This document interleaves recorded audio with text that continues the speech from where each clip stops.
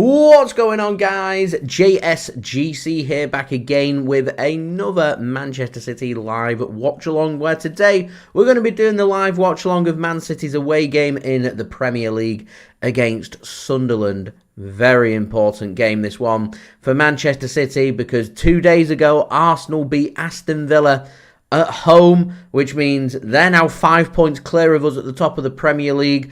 We've got our game in hand tonight against Sunderland.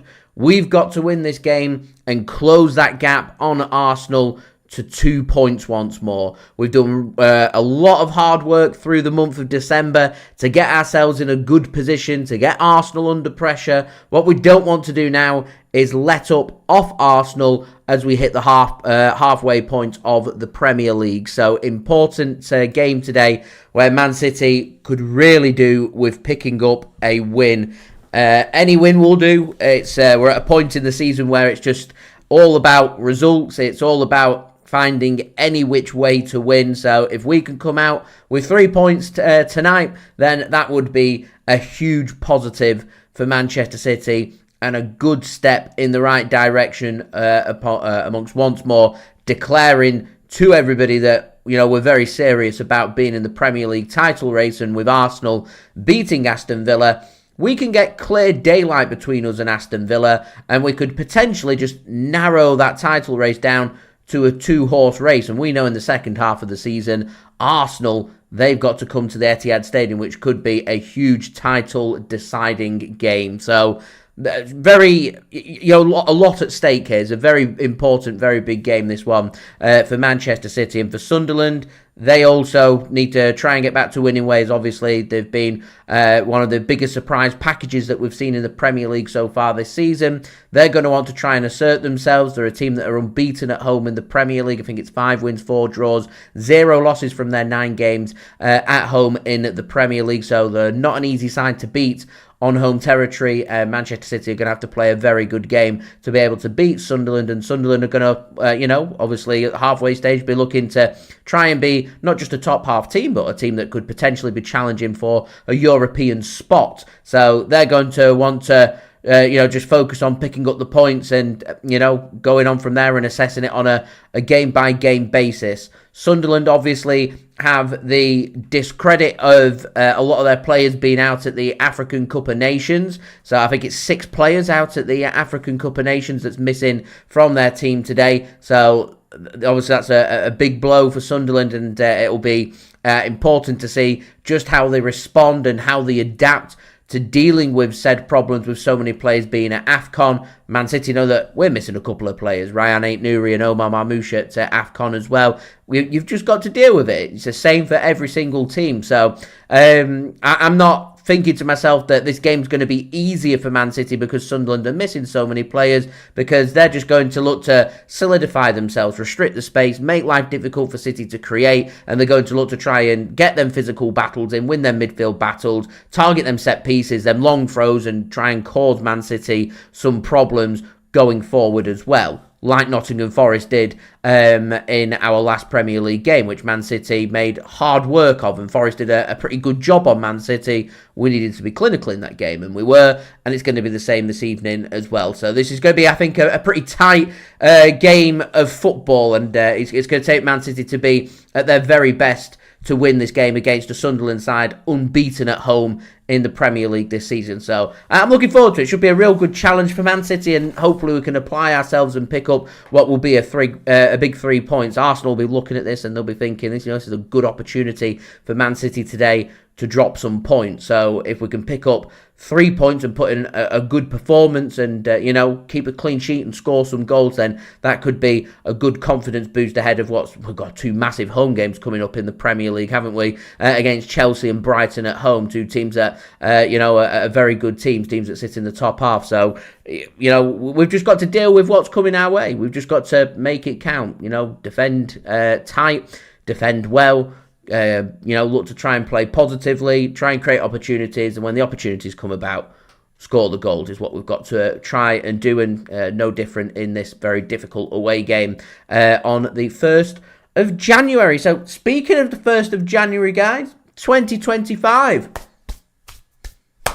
done and dusted. We're into 2026. So firstly, welcome everybody for tuning in and a big happy new year. And I hope that 2026 is going to be your year. I really do hope so. So a big warm happy new year to everybody that is tuning in.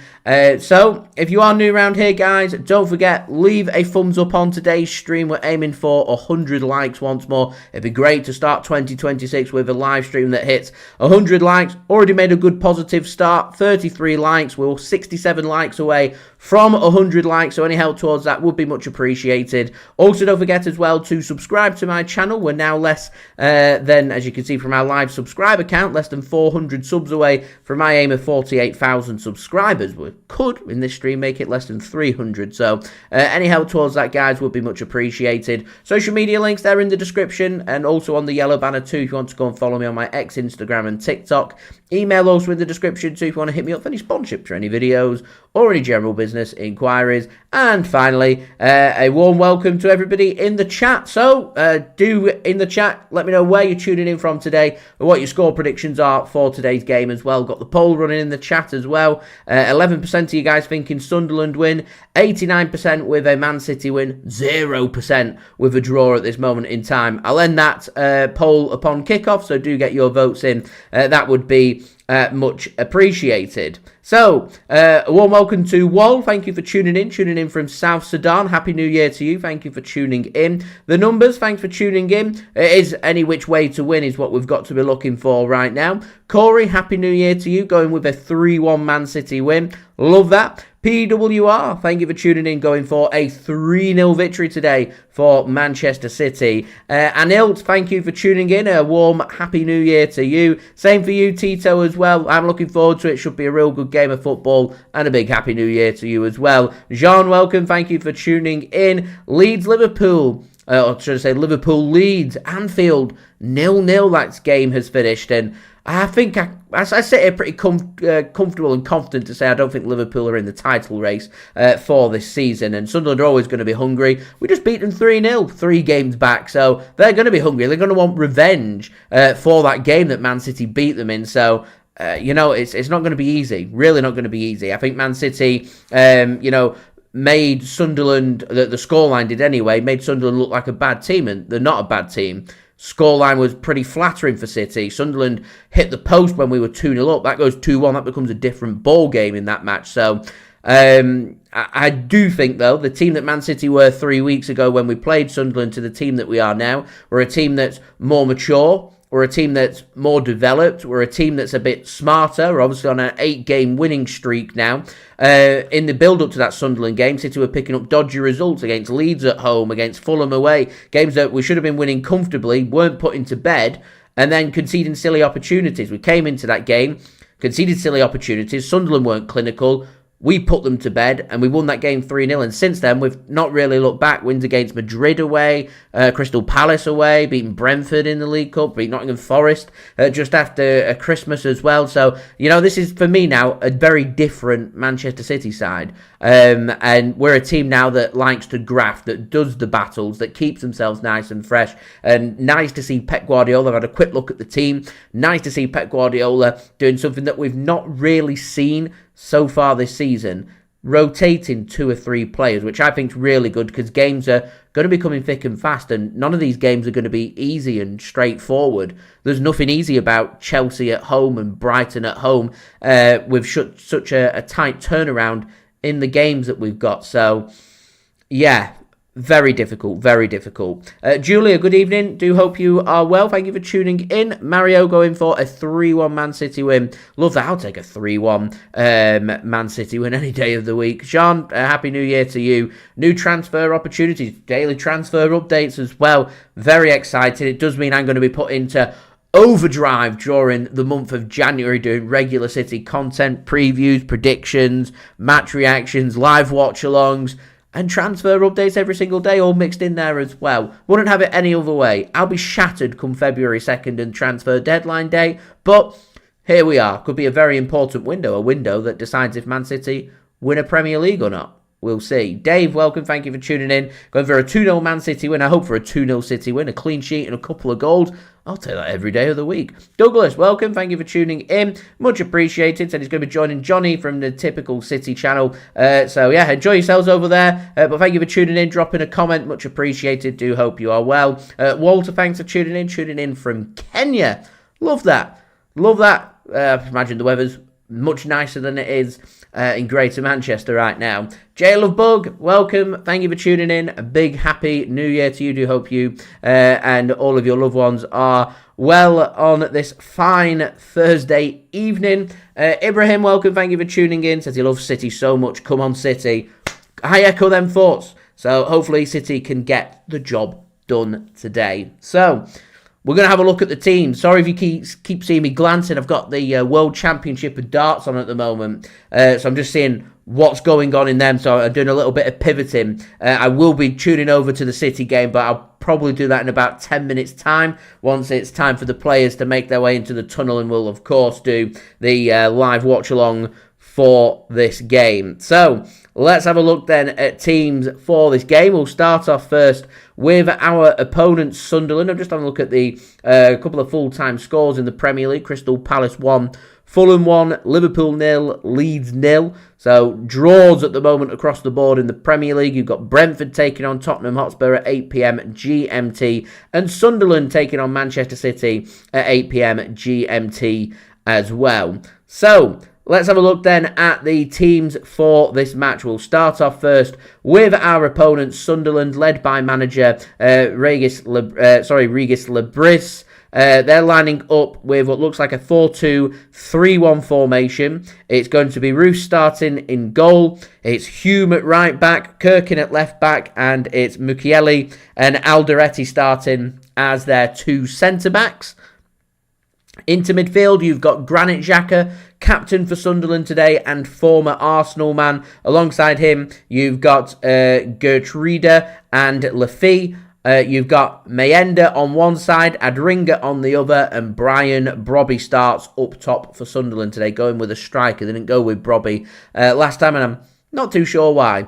On the bench for Sunderland today, you've got Patterson, you've got Hajeldi, Dan Neil, Jones, Rigg, O'Neill back from suspension. He was obviously sent off late on in the game between City and Sunderland back in December. And then it's a 3-match suspension. So it's been 3 games. So his return match is this game against Sunderland, which I find crazy that we're at the halfway stage. We played Sunderland twice and we've not played Chelsea at all this season until our next game. So crazy. You've also got Isidore, Tutoriov and Mundell on the bench for Sunderland as well. They're not a team that's full of big names and players that are standout players. They're just a team that graft, work really hard and make life really difficult. And that's just what Sunderland do. They make themselves really difficult to beat. And that's why they're unbeaten at home in the Premier League. And that's why City have got to be at their clinical, creative best this evening if they are to win this game. So, Man City also lining up with a 4-3-2-1 formation. Lining up with Gianluigi Donnarumma in goal. A back four made up, and there's been a change in defence. So, I'd like to know your thoughts of that one, guys. Matheus Nunes at right back. Nico O'Reilly at left back. Ruben Dias starts as a centre-back. And alongside him is Nathan Ake, which means Josko Gvardiol on the bench and rotated for Man City today. I like that decision. It means Josko Gvardiol will be fit, fresh and ready for Chelsea and also for Brighton as well. And it's important to keep our very best players' legs nice and fresh. Change in midfield as well. We've got Nico Gonzalez in midfield. We've also got Bernardo Silva and Phil Foden. It does mean that Tijjani Reijnders misses out in the starting 11 today because Savinho comes into the lineup. I don't know if Savinho is going to be on the right wing or the left wing. I'm going to presume that Savinho goes on the left in place of Jeremy Doku, and Rayan Cherki starts on the right-hand side with striker Erling Haaland. City led by captain Bernardo Silva and obviously manager Pep Guardiola on the bench leading from the touchline. On the bench for Man City today, and it's nice to see Jeremy Doku returning back to the Manchester City squad. So it's good to start getting some players back from injury, and hopefully it won't be too long before we get the likes of Oscar Bobb and John Stones back to full fitness as well, which I think would be a big boost for Man City. So on the bench, you've got James Trafford, Abdukodir Khusanov, Rico Lewis, Josko Gvardiol, Tijjani Reijnders, Divin Makasa, Rodri, Rayan Cherki, and Jeremy Doku. Lots of depth there for Man City on the bench, and players that, you know, if we need players to come on and make a difference, either defensively or offensively, you know, we've got the players who can go out and do that. You know, players like Jeremy Doku start potentially going out wide. You know, players like Tijjani Reijnders, Rodri, that could make the difference in midfield. Defensive options like Gvardiol, Khusanov, Rico Lewis as well. Good quality options for Manchester City. My score prediction today, I'm going to go 2-0 Man City. Could potentially see a 2-1. We'll have to wait and see if Sunderland and offensively what they're offering against Man City. I'm confident we can win this game. I am confident. I don't know where my confidence is coming from. Maybe from the 8-game winning streak that we've been on. It's just, I know that if Man City can find ways to get Erling, Haaland, and Rayan Cherki seems to have made a big difference over the last few weeks as well. We can get them involved as much as possible in this game. I'm confident that City can find a way to break Sunderland open. And if City can score first and make sure that Sunderland haven't got something to defend, then we can make things happen. It was so important in our game against Nottingham Forest that we scored first and we was always in control of the game for most of the part. Once we took the lead, obviously Forest found a quick equaliser. They never took the lead. Forest were pushing to try and get a winner, and Sunderland will have the same mindset. They're always going to look to try and win the game. It's important that Man City are just in a position where we don't go behind, because it's when City go behind where City just don't look as good, in my opinion. So, yeah, I'm excited to see them link up plays. Savinho starting, getting potentially 90 minutes here. A big opportunity for him. Nathan Ake, a big opportunity for him. I sense this might be Man City just saying to Nathan Ake, look, if we give you a few minutes and a few starts through January, please stay until at least the end of the season. It's just, he has to ask himself, is it going to be enough for him to get in the Netherlands squad and go to the World Cup and assess the situation again in the summer? Yeah, we'll see. Top, thank you for tuning in. Much appreciated. You reckon Savinho might get 60 minutes here to prove what he can do before the potential incoming as Semenyo. I think Semenyo is going to be coming in regardless of what happens. We're going to need Savinho anyway. We're going to need our attacking options. Jeremy Doku, Savinho, Rayan Cherki, Semenyo. They're not all going to be starting every single game. So we've just got to find ways to alternate and keep them options nice and fresh. And Semenyo is very different to what we've already got. He's a player that likes to be direct, likes to drive, likes to get to the back post as well. So if you've got players playing good tidy balls across the 6-yard box, depending on if we're playing Semenyo through the middle or on the right or on the left, he'll pop up in them places and, almost like Raheem Sterling, where he used to have the tap-ins and make them well-timed runs into the box. So I expect that to be something similar for Antoine Semenyo. And we don't currently have a player that's capable of doing that. So we'll see.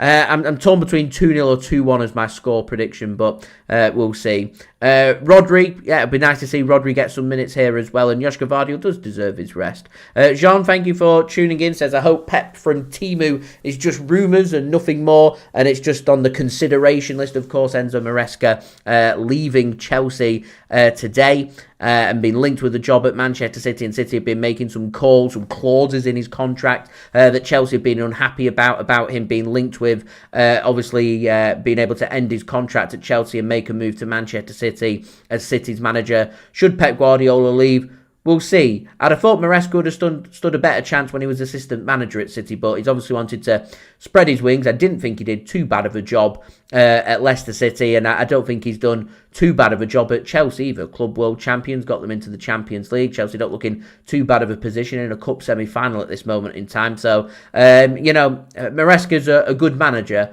Thing is, he's not Pep Guardiola. He's not as good as Pep Guardiola, but my question is, who is?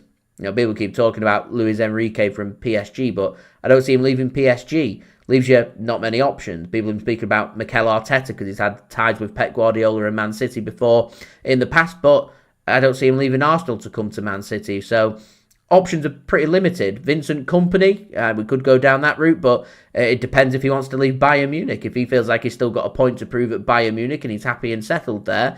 Yeah, I fancy City were on the phone and said, we want you. I couldn't see Kompany saying no, but I'm not too sure if City would go down that route. Nagelsmann could be an option. Forgotten his name, manager at Girona. I know City have been keeping the high on him. Is it Mikel, or however you say his name? They've been linked with him before. So I think City will probably have a short list of maybe 4 or 5 names. And I certainly think Enzo Maresca is a manager that City would consider. I think it all depends on what Pep Guardiola wants to do. I don't think Pep's going to give Man City much notice. And to be honest, as I was saying in my transfer update earlier, I think a lot just comes down to here how successful Man City are this season and where Pep Guardiola feels like we're up to in our transition. If Pep Guardiola feels like we're within the final 12 months of our transition and he's got Man City to the top of football, winning Premier Leagues and or Champions Leagues, Pep Guardiola's going to want to leave Man City not in a mess. He's going to want to leave on a high. So he'll want to win the biggest and best trophies. And if Man City are holding some of the biggest and best trophies come the end of the season, for personal reasons, he might think, do you know what? I want to have a bit of a sabbatical now and have a bit of a break from football and put my feet up and reignite with his family and, move back to Barcelona and enjoy a bit of sunshine. And, who are we to tell Pep Guardiola that he's not allowed to do that? He's achieved so much for Manchester City. He's an exceptional manager and he will leave when he wants to leave. And it'll be Pep that makes that decision. And I think Pep will want to give himself enough time to make that decision, which means the decision won't be made until much later in the season, and I'm talking like May. So we might not have a lot of time before we start hitting into the summer window. So if that's the case, then we'll see what does happen. But I think we cross that bridge. I think when we get to it is my stance on that. Right, I'm just going to switch the darts over. I did see Luke Littler was sitting on a 9 darter, but he missed treble 20 on the 7th dart. So hopefully I don't miss anything from that game. There won't be any 9 darters because otherwise I'll be pretty gutted. Rightio. Manchester City made their way onto the field. I can see that, very sadly, one of the fans has passed away. And it's a really nice, lovely tribute being made by both Sunderland and Manchester City's captains. Is it a dedication to everyone that's passed away in the last... in 2025? That's a lovely tribute, that, from Sunderland. Really lovely tribute. It's good when clubs, pay their respects to people that they've lost, because at the end of the day, football's very much a family thing. People follow football because their families follow the football teams. So, you got your week on week with your family members, and your family members pass away and you've not got them there anymore.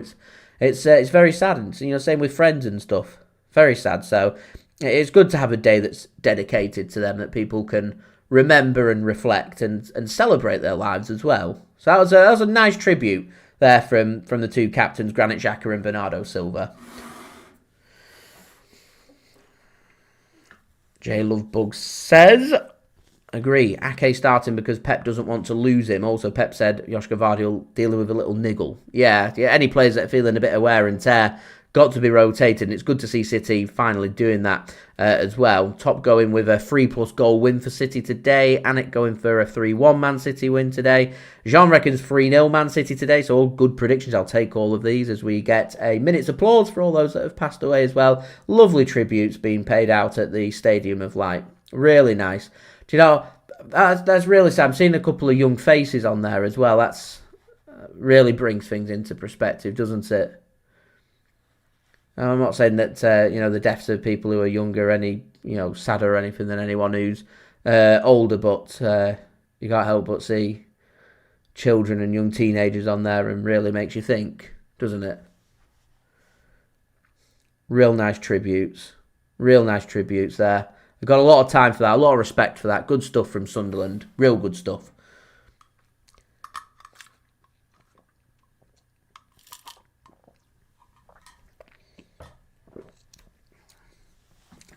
Everton, thanks for tuning up. Assume cheering on Sunderland.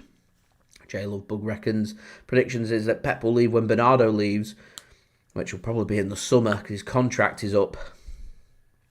Which, yeah, it'll be a sad day when Pep leaves. Real sad day. Top. I reckon if you went with a shadow striker, surely you'd be better with Omar Marmoush doing that. Feel sorry for Marmoush. Obviously, Haaland picks up an injury, you've got a fantastic striker ready to come in, but if Haaland's fit, you've got to find a way of getting Marmoush as much minutes as possible, and I don't think we've done that. And how important was Marmoush through the second half of the season last season? It'd be great to get some cameos and some appearances from Omar Marmoush through the second half of the season. If you can show his quality, then I think that'd be real good to see. It is a bit worn down, Jean, the Stadium of Light. I think it just needs a bit of TLC, like new seats, a bit of looking after, cleaning, fresh bit of paint, and just, getting it into tip-top shape. Because I've been to the Stadium of Light, it's a smart stadium. I'm not a big fan that the away fans get shoved right up in the gods like they do at Newcastle, but here we are. Anyway, we do have kickoff. Man City playing in their home shirts today. Sky blue shirts, white shorts, sky blue socks. Attacking from left to right. Sunderland playing in their home shirts. The red and white stripes, black shorts, and red and white socks. They're attacking from right to left as City will get themselves a throw-in just outside the Sunderland penalty area. Nice positive first 22 seconds. Top. It is sad for Marmoush. I'd like to see him get more minutes. When he comes back from AFCON, I'm hoping that we can find more ways to get Marmoush involved. I hope we can. I really do. Quality player. I don't like all these links of linking him with the exit door. It's not for me. Anyway, guys, don't forget, please leave a thumbs up. We're aiming for 100 likes. We are now more than halfway there. 53 likes to go. So any help towards that would be much appreciated. And do subscribe to our channel as well. Just have a look at the subscriber count. See how far we are away from 47,700 subscribers. It'd be great to be on 47,800, but not just yet, as Matheus Nunes entered the penalty area. Ball gets sent in and dealt with at the near post by Sunderland. They can get a further foot on that and get that one clear. So a good clearance, actually. He should keep it in. He keeps it in. A chance here for Sunderland to maybe spread the players. Nathan Ake gets an important foot on that one. And here's Sunderland now piling players forward. 86% of you guys think City winning today. It's good stuff. 12% with a Sunderland win and just 2% with the draw as we'll end the poll as we've had kickoff now. Have a look at the live subscriber count. How are we looking?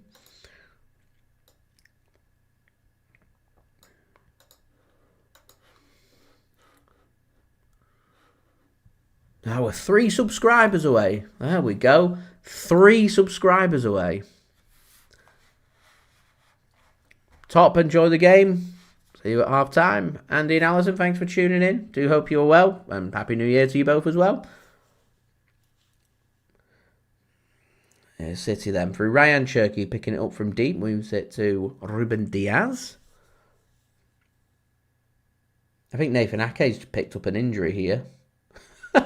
Wouldn't that be typical? That'd be absolutely typical. He finally gets a start. He finally gets some minutes. We finally find a way for Josko Gvardiol to get a rest.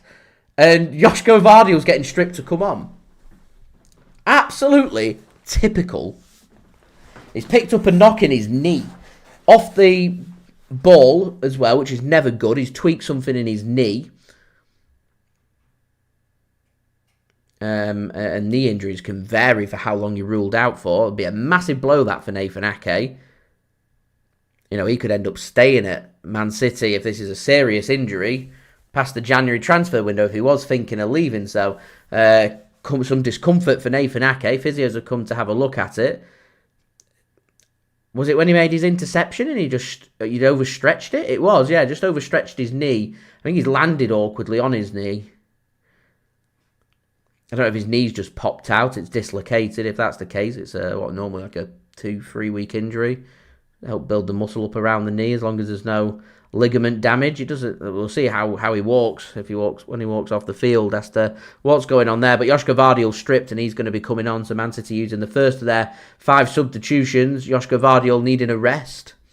Has a little niggle, so doesn't start and he's going to be coming on here.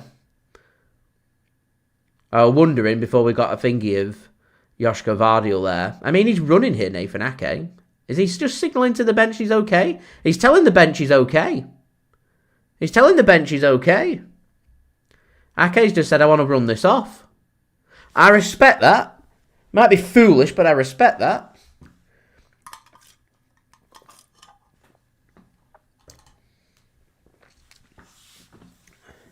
So, City momentarily down to 10 men. Ake seems to be moving all right. Josko Gvardiol continues to remain stripped. He's put a bib on and he's just gone to warm up in case he does need to come on. Nathan Ake just waiting to come back on here for City. City just send one down the line here for Savinho to run onto. He is playing on the left, by the way, Savinho. He darts into the penalty area, squares a ball across there, and for a double combination, Sunderland eventually get it clear, but it will be a corner for Man City. So we'll see. One final note, guys. Please no spoiling it for others. I'm watching on Now TV, which Now TV is about 20 to 30 seconds behind real time because it's obviously a streaming platform. So I'd appreciate nobody spoiling it for me because you will be a little bit ahead of me.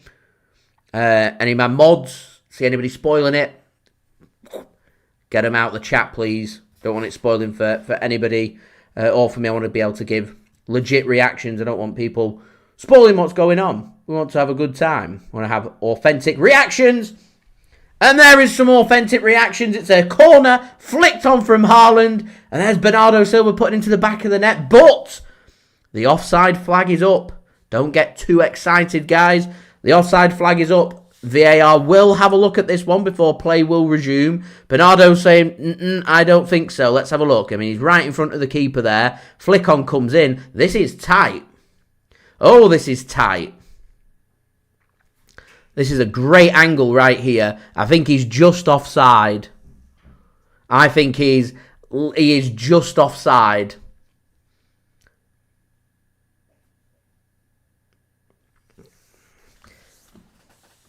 From the naked eye, looks just offside. They'll start putting the lines and stuff up.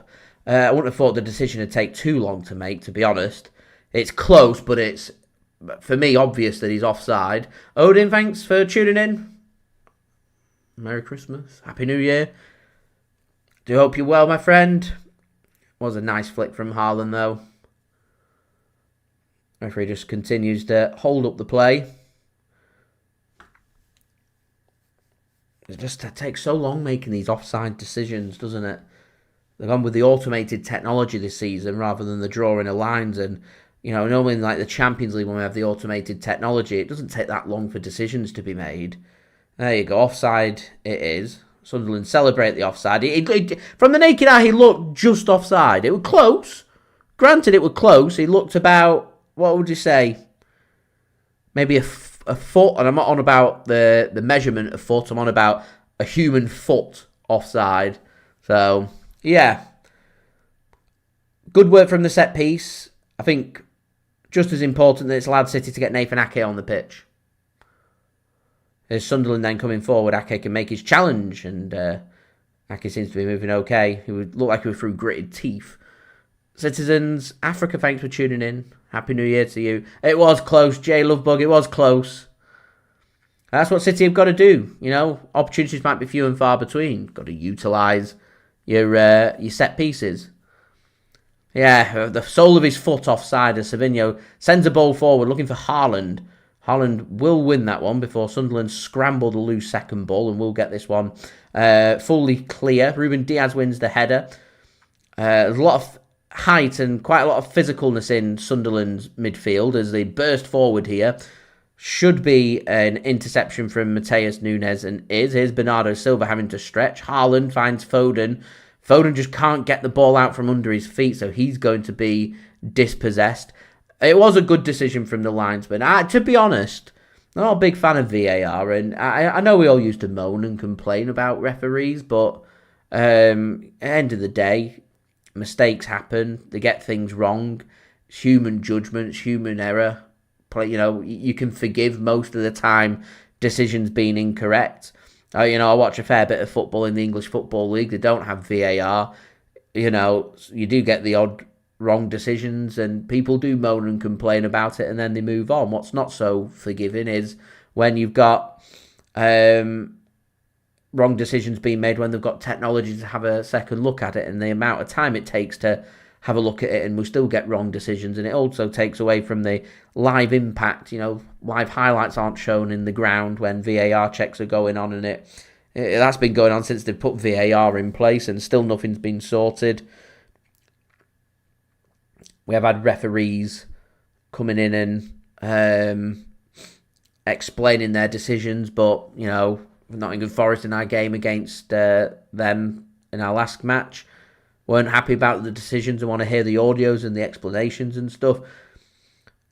Whereas, it could just come down to a case where referee didn't think it was a foul, and that's as far as it goes. And as I said, you moan about it, you complain about it, it's a talking point, and that's all it is. I find VAR just very frustrating, and, linesman's made a good call there. And I if there was no VAR, I could have forgiven the linesman for saying, I think that's onside. And I could forgive the linesman for saying, I think it's offside. And I'm not biased. I'd say that if it was Sunderland scoring as well. It's a close call. To be honest, you do get the odd wrong decisions, and we all focus on the wrong decisions. But, top end officials, they probably get, what do you reckon, like 7 to 8 out of 10 decisions correct? Unless it's directly involving a goal, it's no real problem. So, yeah. John said, Semenyo, yeah. I need to have a think about it because I've got Semenyo in my fantasy Premier League as well. So, yeah. Anyway, here's Nathan Ake. Seems to be moving all right now, which is good. Gives the ball to Nico O'Reilly. Here is Savinho on the left. Darts forward. Can he get the ball out from under his feet? He's pulled back. You see, the problem I have with Savinho there is referees deemed it not a foul. And Savinho stops, and I don't get why. Play to the whistle. Good combination to get the ball back there for City. Here's Savinho with the ball again. I can imagine if Nathan Ake wants to leave Odin that they might go in for Mark Gahey, and he'd be a quality signing, I think. I'd also like to see a few more minutes for Abdukodir Khusanov as well. Don't feel like he's been given a proper opportunity so far this season. And I thought, for the most part, he looked pretty solid for City last season. And I think he just looks a bit flimsy this season because he's just not playing often enough. I reckon you give Khusanov 2 or 3 games, it'd be fine. Here's Nico G. Lovely spread of the play. Gives the ball to Matheus Nunes here on the right-hand side. Back to Bernardo Silva. City dominating a lot of the football here in the first 12 minutes. At the moment, had a disallowed goal from Bernardo Silva. Not found any way to test Roofs in goal. There's a good darting run that's been made here from Savinho. Nathan Ake can pick him out, but there's slightly too much on that. Savinho's done well just to hook the ball across. The ball's not going to fall kindly for Erling Haaland there. It was always looped. So Haaland's obviously got a very tall frame. He has to pull out of the challenge because otherwise he'd have had a high foot and it'd have gone into someone's head. So he wisely just decides not to fully commit into taking the shot there. I think we might get the automated lines now. Yeah, so he's, it's his ankle. From his ankle to the studs of his boot that was up, that was offside. Close call. From the naked eye, had a good camera angle on it. It looked just offside. Close, but just offside. And it's the correct decision. Good decision from the linesman. It weren't rapid in making the decision, but it weren't slow in getting to the decision. We've got the right decision. It's 0-0. We move on.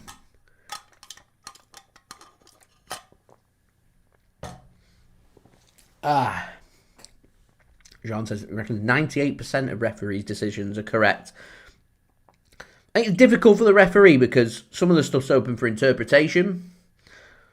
What one referee might deem a foul, another referee might say it's not a foul, and then you get your referee talking points about their interpretation of the foul and another referee's interpretation of the fouls, which means the decision's subjective. Things like goal line technology, offsides, they're factual decisions. It's very difficult in real time to get all your offside decisions correct, just like it was with as the ball crossed the line or not. It was difficult. So goal line technology is something I think has improved football. Not too sure VAR has. And I'm just happy for the referee, linesmen's, fourth officials to make the decisions. If it's wrong, it's wrong. We'll moan about it. We'll complain about it. I just think it's bad. Not a fan. Not a fan. To be honest, I think I'd be more than happy for them just to keep in the automated offsides. Sack off anything that you think's red cards and penalty decisions and things, because they're subjective decisions. Offsides factual. Penalties, not so much. Foul in the build-up, not so much. And look at the cup final. Palace should have been down to 10 men and still got to the wrong decision. I can forgive in real time the referee making the wrong decision, but when VAR looks at it, it's not so forgiving. That's an excellent challenge there from Nathan Ake. From Nathan Ake. It's a poor clearance from Matheus Nunes, though. He's been much improved, Matheus Nunes, on the right-hand side for City this season, but that was a poor clearance as we enter into the 15th minute. So, guys, don't forget, leave a thumbs up on today's stream. We're now just 30 likes away from 100. Sunderland could be in here. Good defending that from Ruben Dias to make the interception. Yeah, 30 likes away from 100. It's a great effort. So any help towards that, guys, would be great. And don't forget to subscribe as well. We are on that push now to getting that live subscriber count ticking over and see if we can be less than 300 subs away from my goal of 48,000 subscribers. So any help towards that would be great. In fact, is there anybody interested in being JSGC's 47,700th subscriber? Because we're only one away. So if you want to be that number, then please do feel free to subscribe. It's not been the best of starts. We've done something from one set piece and not done much else. Sunderland have exposed us a couple of times going forward. At the minute, it's two sides sussing each other out. As I said, it's important that we don't go behind and give Sunderland something to defend. We could do with taking the lead, and if Bernardo Silva had kept himself onside, that would have been a very well-timed goal for us to break the deadlock and bring Sunderland out to play. So a little ball was just played across there by Rayan Cherki, and it looked very simple for the defenders to deal with, but I don't think there was any communication there from any of the defenders or the goalkeeper. So they don't waste any time, and defender just wallops it out for a corner. I think, does he kick the other defender in the head? He goes down to head it. He gets over so he kicks the ball over the top, and then his foot goes above the player's head, and he brings his foot down onto the back of his head. Not too much in it, to be fair, but needed dealing with. So another corner here for City. That's where that offside goal came from a few minutes ago. Another ball comes in, headed clear, edge of the area. Foden has the volleyed shot and gets it wrong. It's just sliced and goes out of play for a goal kick eventually.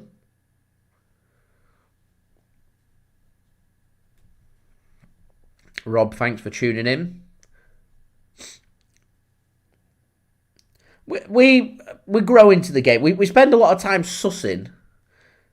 I've noticed us do it a lot more since the Real Madrid away game. Play careful games, suss teams out. We might go behind, but they can come back from going behind. Only difference between that game and these kind of games against Forest away and Sunderland away, you give them a lead. Real Madrid aren't going to sit on a lead. They're not going to throw 10 men behind the ball. Fans won't put up with it. Sunderland, they go ahead. Right up for it. They'll be cheering on every challenge. They're not bothered about having 10% possession if they can score one opportunity, one goal, and have something to defend, a defensive masterpiece from them. They're not bothered. So we've got to make sure we're not in that position.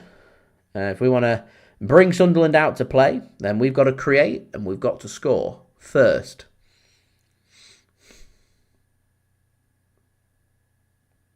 There has been a couple of draws today. I'm hoping it's not going to be another draw. I don't know what's going on in the Brentford game, if that's level as well. Who knows, as we approach the 19th minute. Ball sent forward here by Sunderland. It's a long, deep ball as well, and City struggling to deal with it. One-on-one! Cracking save from Donnarumma. And eventually Ruben Dias deals with it and it's out for a corner. Donnarumma's gone down. I don't know if it's hit him in the private parts there. Long ball sent forward. Ruben Dias not happy. Felt like he was getting manhandled. I mean, it's nothing that Erling Haaland doesn't do there, to be fair. Striker's just stronger than him. One lump forward.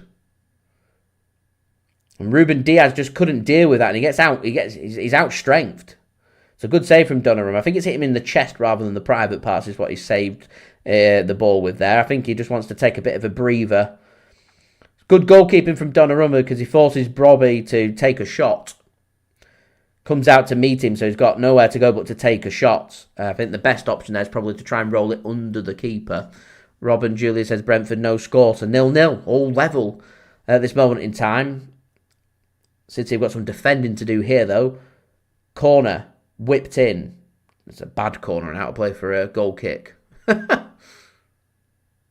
Calvert-Lewin scored for Leeds, but he was offside. Calvert-Lewin seems to be doing all right at Leeds, doesn't he? Dan, thanks for tuning in. He said, what game do I reckon's harder for City? This game away or against Chelsea at home?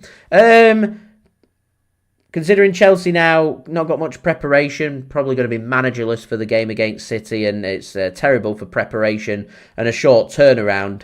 I'd fancy if City could turn up and, considering we're at home, I'd expect Man City to, make it about quality and win that game, whereas, Sunderland are unbeaten at home. It's a tricky away game. New Year's Day, players well up for it, fans well up for it. This is a very difficult away game, just like the Forest one was. Andy, I'm glad you said that. It did look like it had brushed his arm before he took the shot, but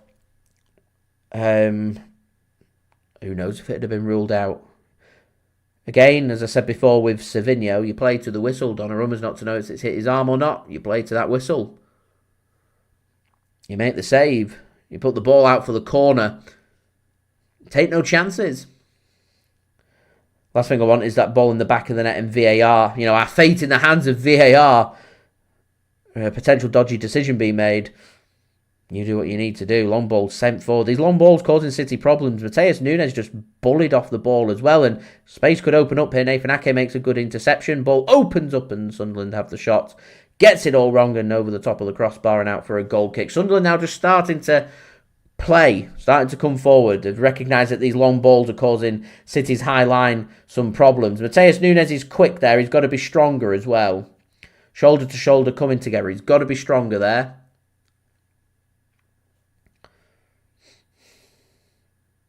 Gets the shot all wrong. Over the top of the crossbar. Comfortably over the top of the crossbar there, I will add.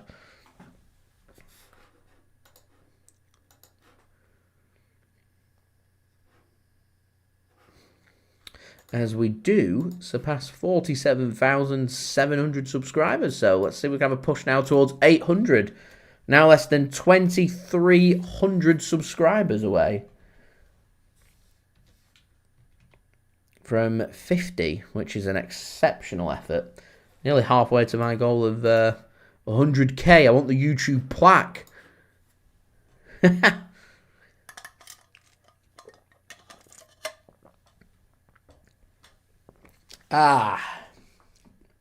Here's Donnarumma. JSK, thanks for tuning in. It's been here since 8k. Look at the Sunderland fans celebrating every single interception, every time they can put City under pressure.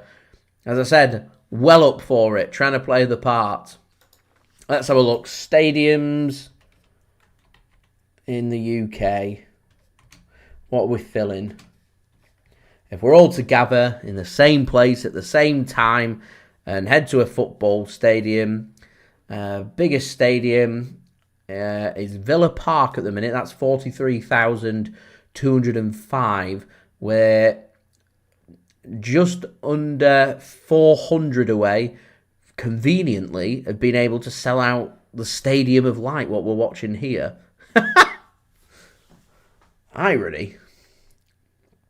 Sunderland then, ping a ball forward. City, look nervous. I don't want to put the challenges in.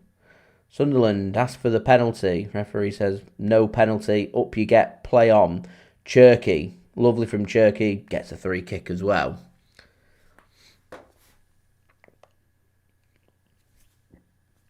JSK, it was Brian Brobby, that did the job on Diaz.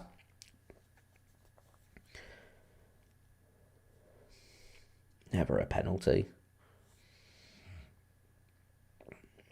If there was contact, it came outside the penalty area anyway. Here's Bernardo. City just can't get this one clear. Eventually interception made, and Foden can pick the ball up. He drives forward, looks for Haaland, finds Haaland. Can City find the space? They can't find the space. They look uncomfortable on the ball at the minute, City. Sunderland battling for anything and everything at the minute. City just got to bear with. Good interception there from O'Reilly. There's been a lot of games that are getting played recently, both previously and after this as well. So fatigue could become an issue. Sunderland don't have loads of squad depth, and with so many players at AFCON and players out injured, they're not going to be able to relentlessly press City for a full 90 minutes. So Sunderland will just have waves, spells where they feel motivated, where they have the rush of adrenaline, things are going their way. City have just got to deal with it.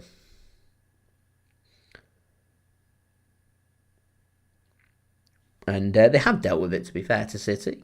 Remains 0-0. So don't forget, guys, do subscribe. And do leave a thumbs up as well. We are aiming for 100 likes. We're now 27 likes away, so any help towards that would be much appreciated. Here is Nico Gonzalez. Gives the ball to Bernardo Silva. City about 25 yards out from goal. Work it to the right. Here's Rayan Cherki. Goes for a cross. It's too close to the keeper. Comfortable take for him in the end. And there will be opportunities. Sunderland will grow into the game. It's just important that if there is to be a goal, we don't concede first. Sunderland will take their pressing game and back off City, and they'll just defend deep, and we'll find it very difficult to create anything. Sunderland will have been working all week on their play off the ball, looking for a defensive masterpiece, trying to nil Man City pretty much. City just exposed, leaving... There's a lot of space in midfield. There's a lack of support for Nico G. Missing a Tijjani Reijnders box-to-box, I think. But Foden does well. Finds Bernardo out wide.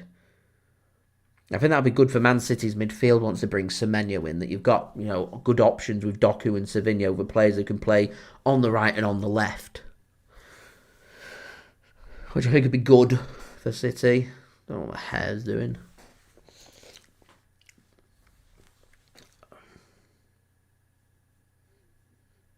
City just at a walking pace. And City choose to put the ball out of play. I don't know who's got a knock now.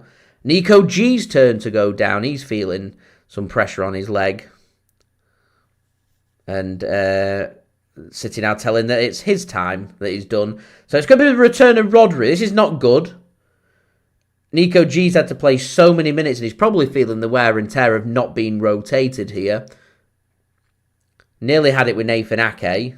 It was just unlucky considering he's done not that many minutes. But Nico G's done so many minutes that, it's never good when a player off the ball has to go down. Did he feel a knock before? Gone through the back of his knee? He's hurt himself. I mean, the physios are... City will be reluctant to bring Rodri on here. They will be reluctant to do so. City taking their opportunity to have a little team talk in the meantime. Is Rodri that's stripped ready to come on, though? I thought they might have maybe had a look at Tijjani Reijnders. So, clear that Rodri's fit enough to do an hour. I wouldn't rule out Rodri maybe even doing less. And just bring him off at some point in the... second half. City is a very physical battle out there. Very physical battle. Of no surprise. So Nico G just continues to hop along. He's going to hop his way to the touchline, and I think he's going to come off, and City will make their first substitution now.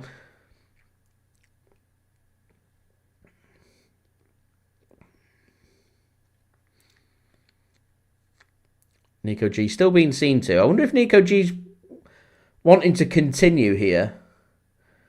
Yeah, Rodri's putting his bib on. Nico G's turn to say, I want to continue.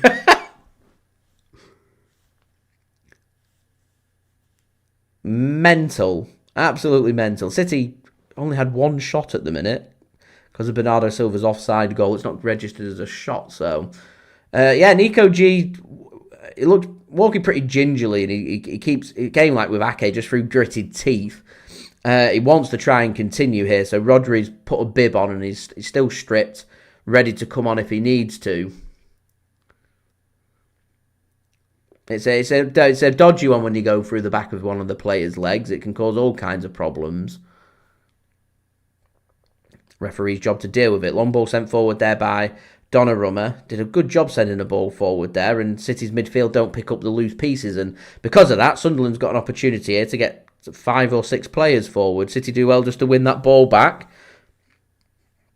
Here's Bernardo Silva, just sensibly turns. It allows Sunderland to get a couple more bodies back. Savinho, he'll want to be nice and positive and have a drive. He does have a drive. He does get his ball across, and there's a little coming together in the penalty area. Haaland slips to the ground, and in the end, no danger for Sunderland's goal, and that will be a throw-in for Sunderland.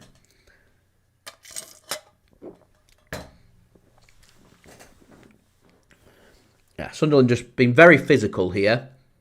Very physical.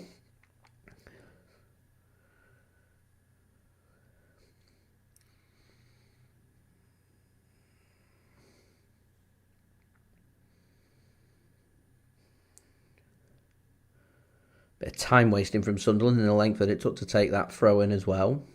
All the tactics being used. All of them. There's Nathan Ake. So Nico G has come back onto the field. Seems to be running all right at the minute. Rodri still stripped and ready to come on. I think City will just be reluctant to send Rodri on. So the longer that Nico G can stay out there, the better. But I would advise at some point in the second half that if City can, I'd try and get Nico G some rest. Same with Ake. Been feeling getting a knock before. The Bill, welcome. Happy New Year to you. Thank you for tuning in. Do hope you're well, my friend. Here's Donnarumma then, into the 32nd minute. Don't forget, do subscribe and do leave a thumbs up as well. Now 26 likes away from 100 likes. You can have a big push in the last, 15 minutes or so of this first half. Ball gets spread by City from the centre to the left. Nico O'Reilly. That's a good darting run, this from Savinho. O'Reilly it was that eventually got it under control first. Here is Savinho. He wants to drive. He wants to play a ball across and nearly finds the head of Haaland. It's well defended by Sunderland. They will get that one nodded clear. Bit of wrestling going on. Referee, surprised he didn't blow. Thought he would have given a free kick there for Sunderland. He doesn't. Fritz, thank you very much for your kind comment. Here is Nico O'Reilly. Gives the ball to Savinho now. Works his ball forward looking for O'Reilly. He keeps it in. Lil, thanks for tuning in. Having some problems about the streaming in the US. I'm not too sure if anyone's watching in the US what they're watching on. If they can help out Lil. We'll see.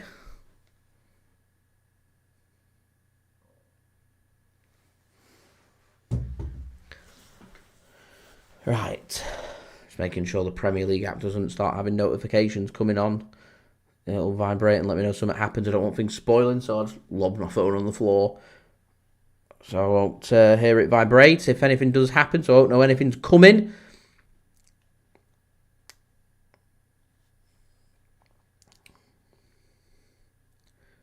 Sunderland then.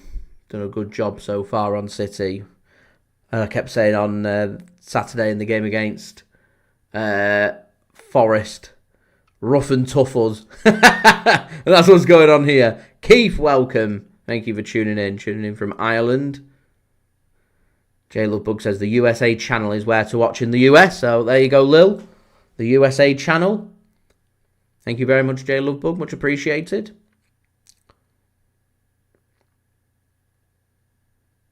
Is O'Reilly to Ake. Ake will send this one forward. Okay, Sunderland just winning these duels, these loose balls. City are very static, not much movement. It's like they're tired. Foden should pip the pocket and win the ball back here for City, and does a good job there, Phil Foden. all the best, Keith, to you as well for 2026. Thank you very much. That's a poor giveaway and a chance here for Sunderland. A shot comes in.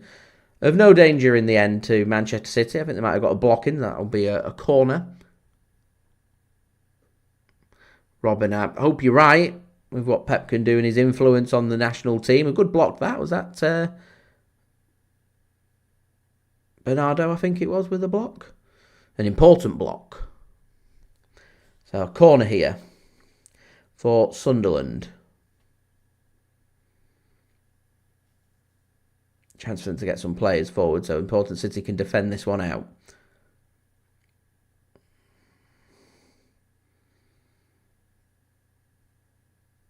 Corner comes in. Pretty deep. Keeper. I don't know what Donnarumma was doing there. I have no idea. Corner came in. Donnarumma's nowhere near it. And just like flaps up when it goes to the back post. It looks very uncomfortable on set pieces, Donnarumma, at times.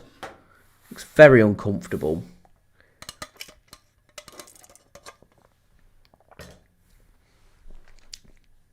Yeah, Roden, it is not great. Long ball sent forward from Donnarumma. Haaland can't get there. It's great defending. Sunderland are chucking the bodies on the line. They're fighting for anything and everything. Anything and everything. Good challenge up from Matheus Nunes. Yeah, throw in rather than free kick. Via Play brought the rights to show the Premier League in Norway. Good stuff. Is that a subscription-based service, I presume, that people pay to watch? Amazing that we don't have that many foreign broadcasts here in the UK. It used to be a case where you could watch, Bundesliga, Serie A, La Liga as part of like your main sports packages with the biggest companies like Sky Sports and BT Sport, TNT Sports, Discovery Plus, etc., etc. I remember it being ESPN broadcasting and Setanta Sports used to get the odd pick of games. And I think that's probably one of the biggest problems we've got in the UK really over sports, or at least football broadcasting. There's just so many companies that have broadcasting rights. Amazon Prime now. I don't think it'll be too long before Netflix start having viewings, and it'd just be nice just to have all games be shown or for all competitions on one subscription service. So you're not having to pay loads of money to loads of different companies because it gets very expensive to be able to watch live football.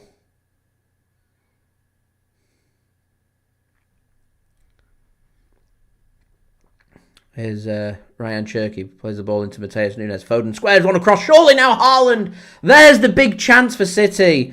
Haaland just hits his shot and the keeper makes a good low-down save, but it's straight at the keeper. It's straight at the goalkeeper. That should be 1-0. Sunderland know it. Here they are coming forward now because City look exposed. Ball gets played across. City can get it clear. Erling Haaland really should have bagged there for Manchester City. He looks disappointed. That was the big opportunity. If you want any player in that area, in the box, ready to just put the ball in the back of the net, it's Erling Haaland. There's no defenders around him. He doesn't have time to take a touch, but it makes a good enough connection. It's just straight at the keeper. It needs to go anywhere but where he put it. Should have been bagged. Chance here for Sunderland to do a long throw into the box. I said be wary of the long throws. Any chance Sunderland have of putting something in the box for City to deal with, they will do. Gets launched. Should be dealt with by Ake. Is headed back in by Sunderland. They can take a touch. Look to try and square it across. Nunes puts his body on the line and he can find the interception here. Cherki can't get it under control. Another chance here for Sunderland to put something into the box, which Ruben Dias can get his head onto. Here's Foden then, looking for the counter-attack for Man City. Rayan Cherki keeps the ball in. Problem is, he's only got Haaland for company here, so Cherki has to slow this one right down to wait for players to get forward, and it just gives Sunderland the chance to get a couple more bodies back, and all of a sudden now they've got 8 or 9 bodies behind the ball. Here's Rayan Cherki. Wants to try and get a ball across. That looked like a goal kick to me. I don't know what's been given here. I think he's given a corner. Looked like a goal kick. I don't know what broadcasting rights Netflix have got. I know they bidded for the Champions League. They're getting more and more sports broadcasting rights, though, and it won't be long before they get football on there. They've had some boxing events on there, American football on there. I think they're WWE, paying a lot of money for that. I don't think it'll be too long before they get, the likes of cricket, rugby, football on there. Foden sends a ball deep and it hits Nathan Ake in the end. Weren't the best of balls in that from Foden, and again, set piece is just something I think City could really utilise in a game where we're struggling to create too much, but here we are.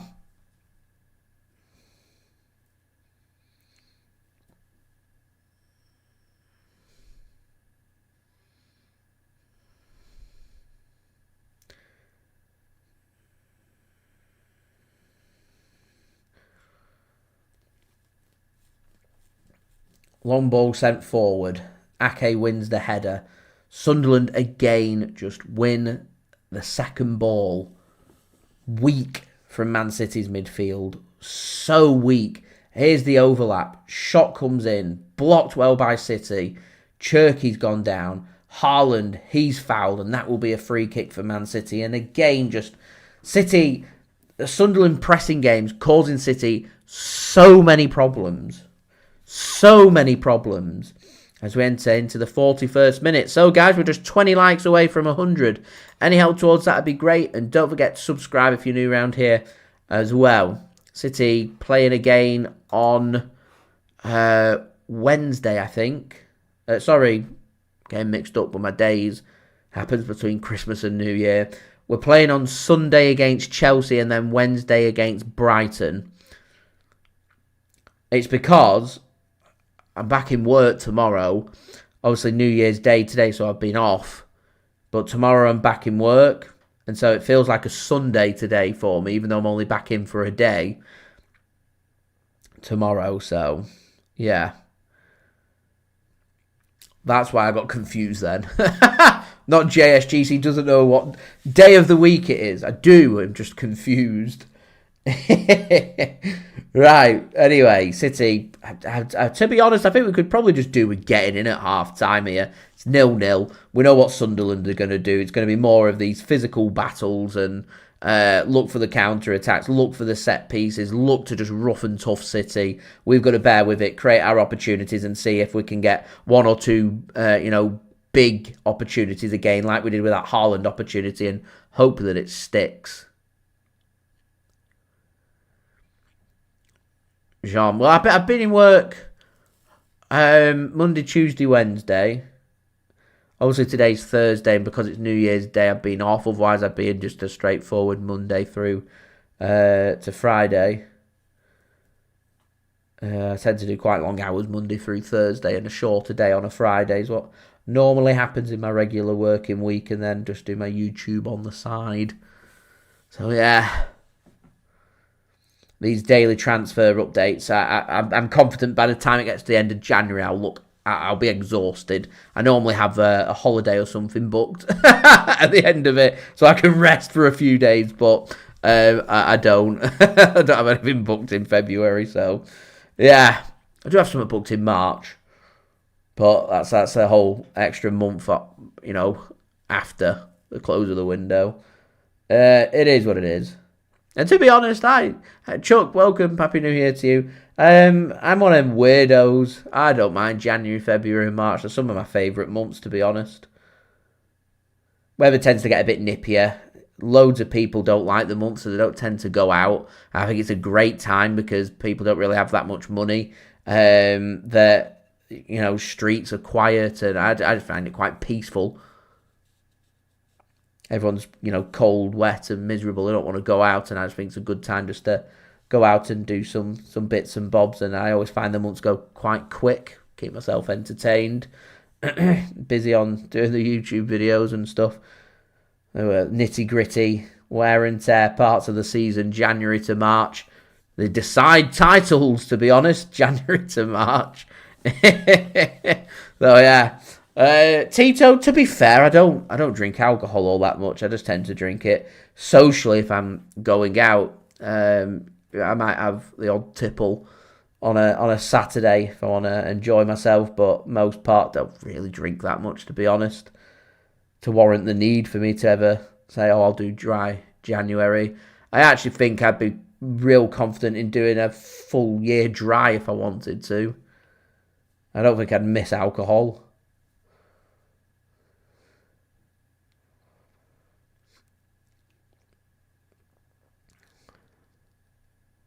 That's excellent from Cherki. Was it Bernardo? Sorry, it's Bernardo. It's Bernardo Silva. I need to get my eyes tested.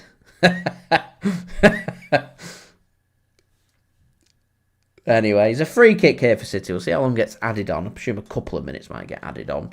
VAR check for the offside goal. A couple of injuries. 2 or 3 minutes.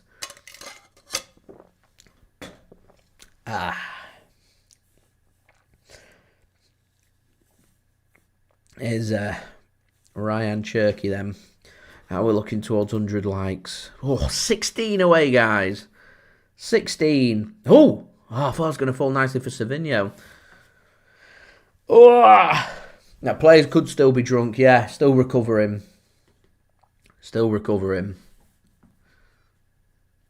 Foden says not drank for years, would recommend. Loads of people have said it. They feel refreshed and better for it. Here's Bernardo Silva.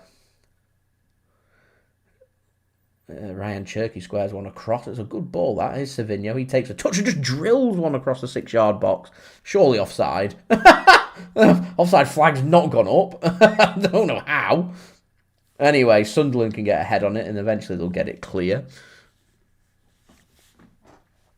Andy Allison said they gave up alcohol 5.5 years ago. There you go, see? Saves people a lot of money as well. A lot of money. As I said, if I go out, I drink. If I don't go out, I don't. I don't like go to the supermarket and buy drinks and bring them in. When I go abroad, very rarely will I go out and have a drink, especially if I go somewhere hot. I have very, very dry mouth. It's not amazing. As I said, most streams you'll see me do won't be alcohol involved. That should be a goal kick against Savinho, and it is. Yeah, it's not been... From City's midfield and attacking point of view, it's not been great. Defensively, I mean, we've not conceded.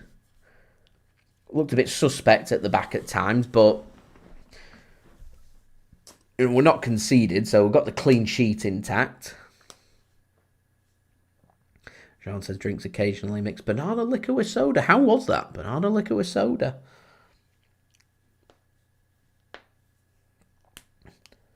First half shots for Man City. Been limited to just 2 shots in this first half. The lowest that we've had in a first half this season in the Premier League. Shows how difficult City have found to create opportunities in this game. Here's Cherki. City they've always got 2 or 3 around them at all times. They've just got to try and look for space. Sunderland get themselves a throw in. Cherki went down and referee says no. No free kick. Sunderland now just looking to try and take a breather and take the time. They do need to do something about the aggressive press and the low blocks. It's a physical battle. Where you deal with it is you've got to be physical back. You've got to match that intensity, the willingness. Sunderland they're doing everything they can to win the ball. So if we showed the same desire to win the ball back, what will happen is you'll make the game about quality. And if we can make this game about quality, I'm confident that we can win the game. You've just got to match that desire. That's a header for Sunderland. It's probably the best opportunity they've had all game. Cross comes in, header 1, and it's over the top of the crossbar. I think Donnarumma would have had that one covered, to be fair. He's a very tall goalkeeper, so there weren't a tremendous amount of pace. Anyway, still 2 minutes left here. Bold banana liquor. Dutch brand. Bold is, yeah. They have a bottle, is it orange? Like an orange bottle that they have. Here's Diaz puts a cross in. Flicked on. It's caused some problems for Sunderland. Eventually they can get that one clear. City should be able to win that ball back, though, through Matheus Nunes, who's immediately put under pressure. A lot of running involved here from Sunderland. A yellow one. Makes sense with it being a banana one. Ake gets City a free kick. So if I were Man City, that Hume guy's doing a lot of running around. He's appearing in lots of areas on the pitch. Having a very good game.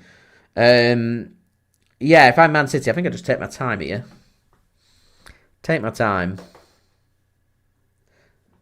Make sure the set piece is your last opportunity of the game, not rushing and taking a set piece. Just a chance here, just to get your players forward, put a ball into the box, make sure that Sunderland don't have any time for a counter attack, kill the clock, and take it to half time. As we're now 14 likes away from 100. So yes, an opportunity here for City just to dink something into the penalty area. I think it might just be one of them games where City could just do with it, you shoot on sight kind of thing. You get an opportunity, start having some shots. So, chipped in towards the back post, headed clear by Sunderland, who should get this one clear. Matheus Nunes gets in a foot race, which he'll win. He'll win most, to be fair. Matheus Nunes, he's quick. Here's Ake, plays a pass to Foden. Still 20 seconds left here of this first half, so there might be an opportunity for one more chance for City if they can find a way of getting this ball forward. City don't seem to be too urgent in wanting to get this ball forward. City get themselves a free kick, and it should be a yellow card as well. Yeah, a yellow card is shown. Who's it shown? Why is Rayan Cherki getting a yellow card? Phil Foden's... Who's getting the yellow card there? Phil Foden was brought down. It was a late challenge. Yellow cards come out and he stand on the back of his heel.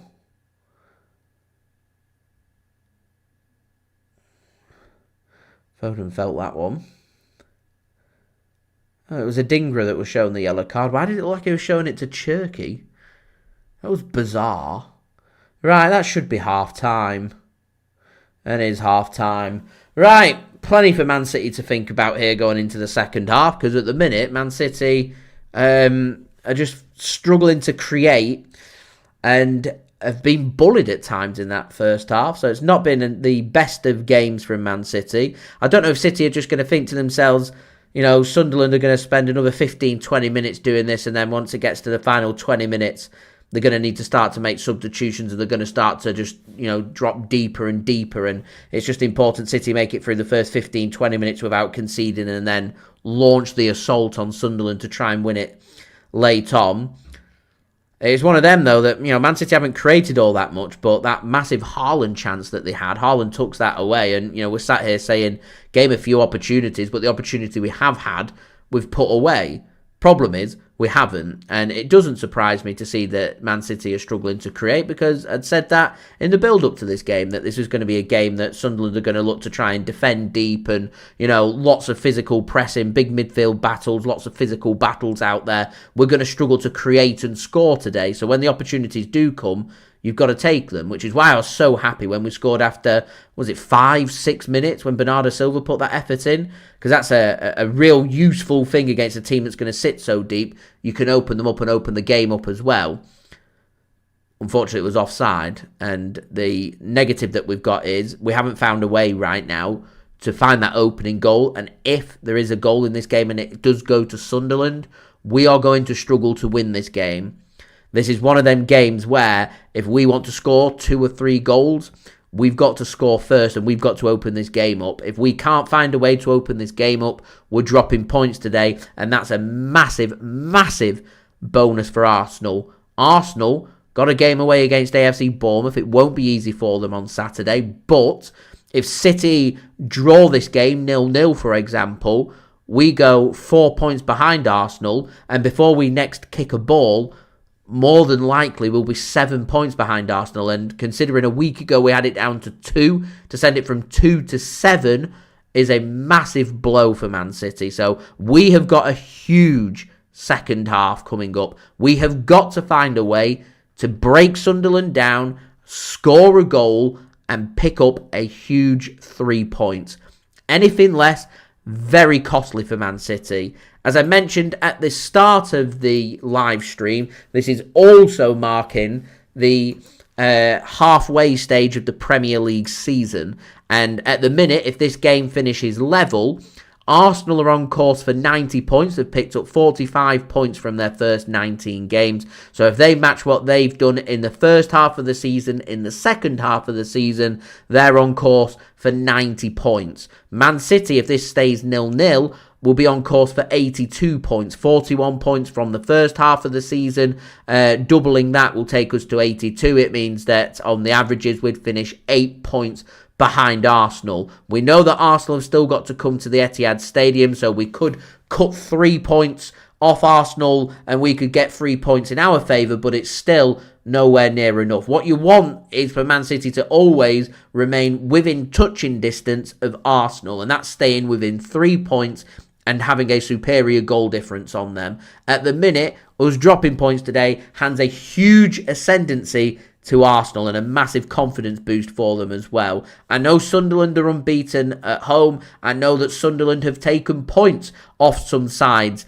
Newcastle, Arsenal, they've gone to the Stadium of Light and they've not won here. Newcastle lost, Arsenal drew. So Manchester City, they've got to try and better some of Arsenal's results if we want to play catch-up to win the Premier League. And if you want to win the Premier League, while Sunderland are missing so many players at AFCON, we've got to find a way to break Sunderland down, score some goals and win this game. I think this is so important when it comes to winning the Premier League title. I really do think it's really important in us getting that job done.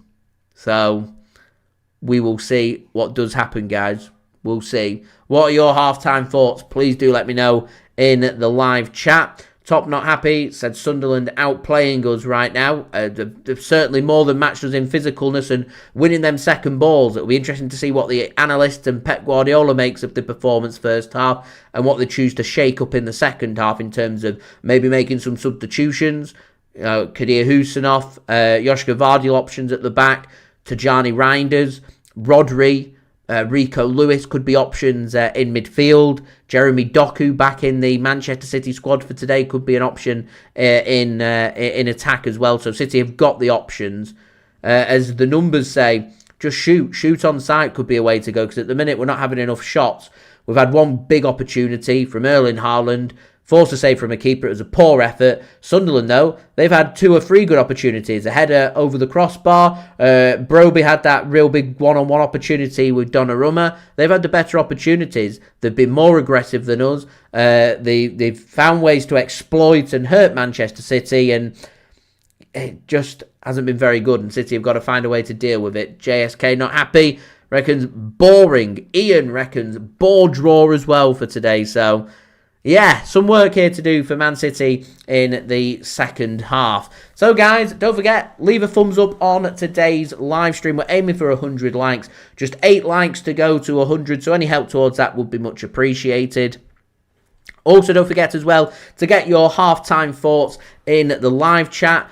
Do subscribe as well if you're new around here. Press that red button, press the bell, and put your push notifications on. Social media links, they're in the description as well if you want to go and follow me on my X, Instagram and TikTok. Email also in the description on the yellow banner too if you want to hit me up for any sponsorships for any videos or any general business inquiries. Finally, let's have a look then at the statistics for this game.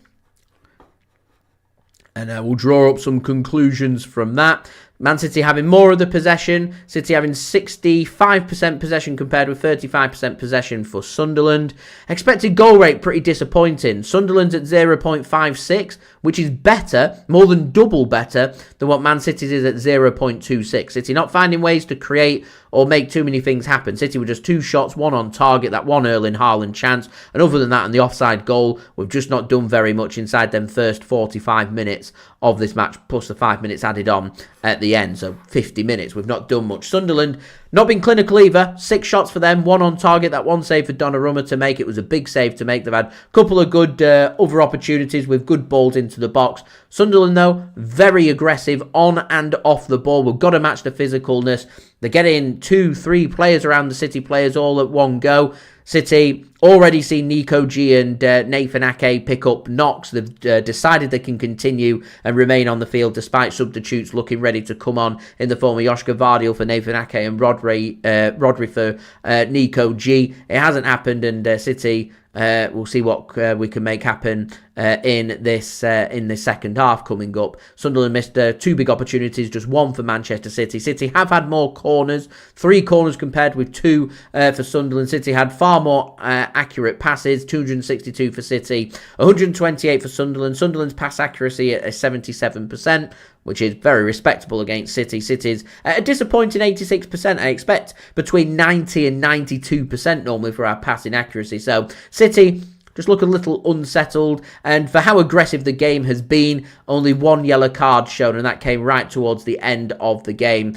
End of the first half, sorry, and that yellow card shown to Adringa just before half-time for his challenge on Phil Foden. So he's got to watch himself for the remainder of this match. So that's the half-time summary for you guys. As I said, do get your half-time thoughts in the live chat. Don't forget, subscribe as well if you're new around here, and do leave a thumbs up. Now just 6 likes away from 100 likes. So I'm going to have a little break. I do have some half-time entertainment for you guys to enjoy. It is brought to you by my partner channel, Mixed. Links and details there in the description. Do go and check him out. That'd be much appreciated. He's done a special New Year cocktail for you guys to enjoy. This is Set the New Year on Fire cocktail. Sit back, relax, enjoy, grab yourself a drink, grab yourself a snack, and I'll see you ready for the second half.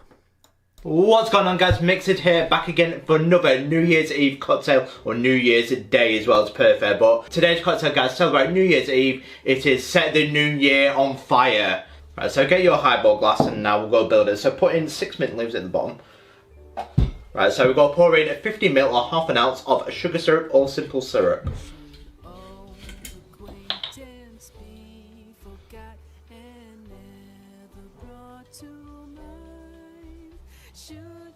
And now 3/4 of an ounce or 22.5 ml of freshly squeezed lemon juice.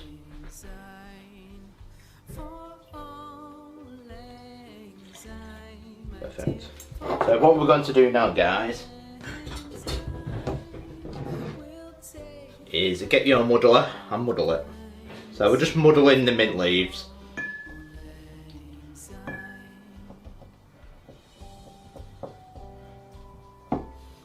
Because I just lightly muddle it so you're not ripping the mint leaves. So what you're doing now is adding 60 ml or 2 ounces of scotch. I'm using Ardbeg, which is Jason's best friend.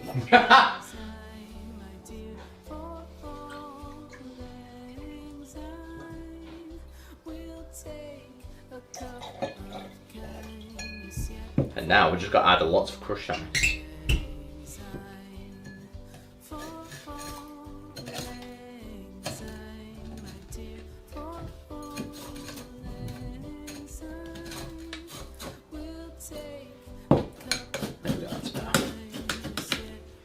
I think I might fill it right to the top, and then the last bit is layer on the campfire and like that.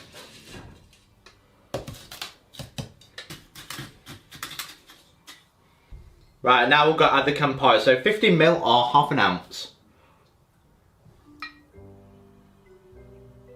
So we're going to do it from the jig, and I'm going to do it on the back of a spoon.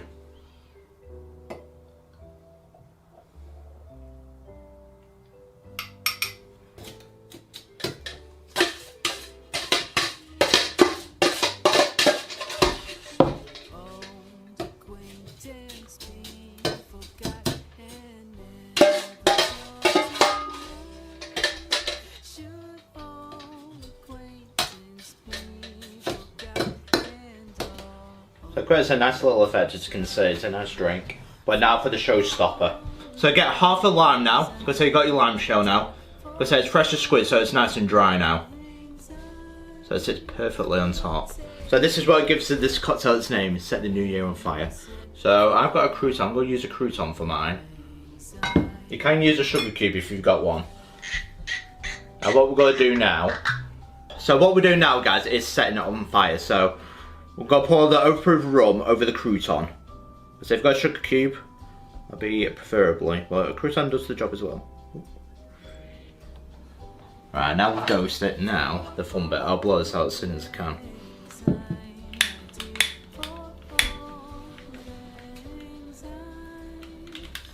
There we go. That is the cocktail setting the New Year on fire.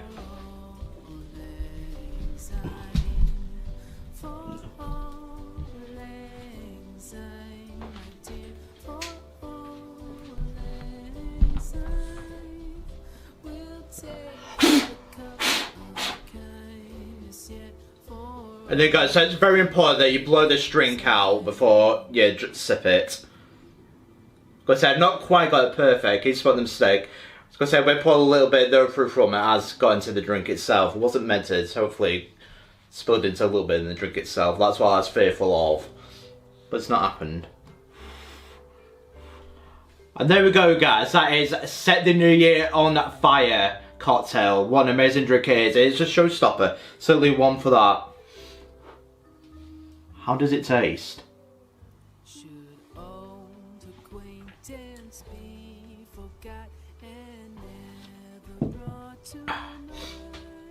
Very nice. Because when you're drinking it, all I can smell going up my nostrils is the obviously the burnt crouton. That's what I can smell. Strong smell a lot. But it's very tasty though, I've got to admit. It's a very, very nice drink. I think that's a perfect way to get the New Year's Eve party started, I think. And that, guys, is Set the New Year on Fire cocktail. I hope you enjoyed it, guys. What do you guys think of this cocktail? Is it a showstopper? It's an amazing drink to have. It's very tasty as well. I do have to admit, it's very, very tasty as well. Because hey, it's a nice presentation. It's a beautiful drink. I'd certainly recommend it for the New Year's. It's beautiful, and I'd certainly recommend it on New Year's Eve. But do stay safe on New Year's Eve. Have a nice time. Enjoy your drink, and I will recommend this. But I've been Mixed. Because don't forget to like and subscribe to Mixed for more cocktails like this. And I will see you guys for my next New Year's Eve cocktail. Cheers.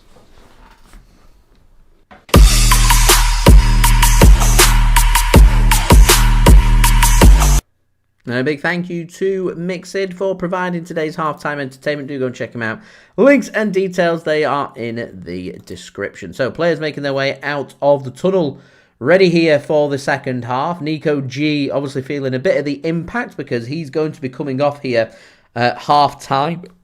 Excuse me, and it's going to be the return of Rodri. Shirt tucked in by Rodri. He means business. Great to see. He's going to have to work hard to get up to pace in this game, Rodri. Obviously not played all that many minutes. Definitely a high-quality player, but it will take a bit of time for him to embed himself, not just into this game, but to get back in the rhythm of things. It's been months since we've seen him, but great to see him on the pitch once more. I think that's the only change that's been made at half-time, as Sunderland are going to get us underway here for the second half. Sunderland attacking from left to right, with Man City attacking from right to left. Rodri adds a bit of physicalness to Man City's midfield as well, which is good to see. Just waiting for the referee to blow the whistle, and there we go. We do have kickoff here for the second half. What's going to be different here from Man City in this second half? That's going to be the question. Got to find a way to score. Got to find a way to win this game.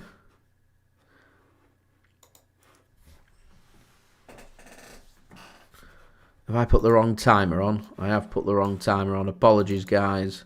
I'll put the right timer on and I'll make sure that it's where I'm up to. What's 39 in a sec.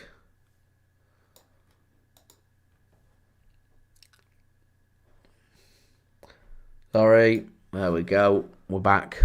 Timer is correct. So Nico G's gone off and Rodri's come on. Aye, big Nico G's off. And it's not a bad replacement, is it? Rodri to come on in his place. Sunderland send the ball back to the keeper. He's just going to launch this one as long as he can. Ruben Dias wins the header. Loose ball was won by Sunderland. Given away. Rodri mops up, gives the ball to Foden. And here's Rayan Cherki now coming forward into the penalty area. Squared across Savinho. And there's a big opportunity. Sav. He's on the end of it. It's a good ball across from Cherki. Savinho opens his body up. He does everything right. He's got to slide in and, just get his foot underneath it. He just gets a little too much on that and it goes over the top of the crossbar. It's a bad miss. It's a bad miss from Savinho. He gets in front of the defender. He's quicker than him. So beautiful ball by Rayan Cherki. Savinho does everything right. Just opens up the face of his boot and it just hits the top of his boot and goes over the top of the crossbar. It's difficult to get the balance right on it to keep it low. But he's got to try and find a way to get his studs on that, really, rather than the top of his boot to keep it down. He's got to keep that one down. That was a big opportunity, that, for Manchester City, and a let-off for Sunderland. And in a game that we've had few opportunities in, Haaland's had a big chance, Savinho's had a big chance. If we've been clinical, this game could have been near enough wrapped up. Still 0-0. I don't know how many more big chances City are going to get, but that's as big as the Haaland chance for me, that. As big.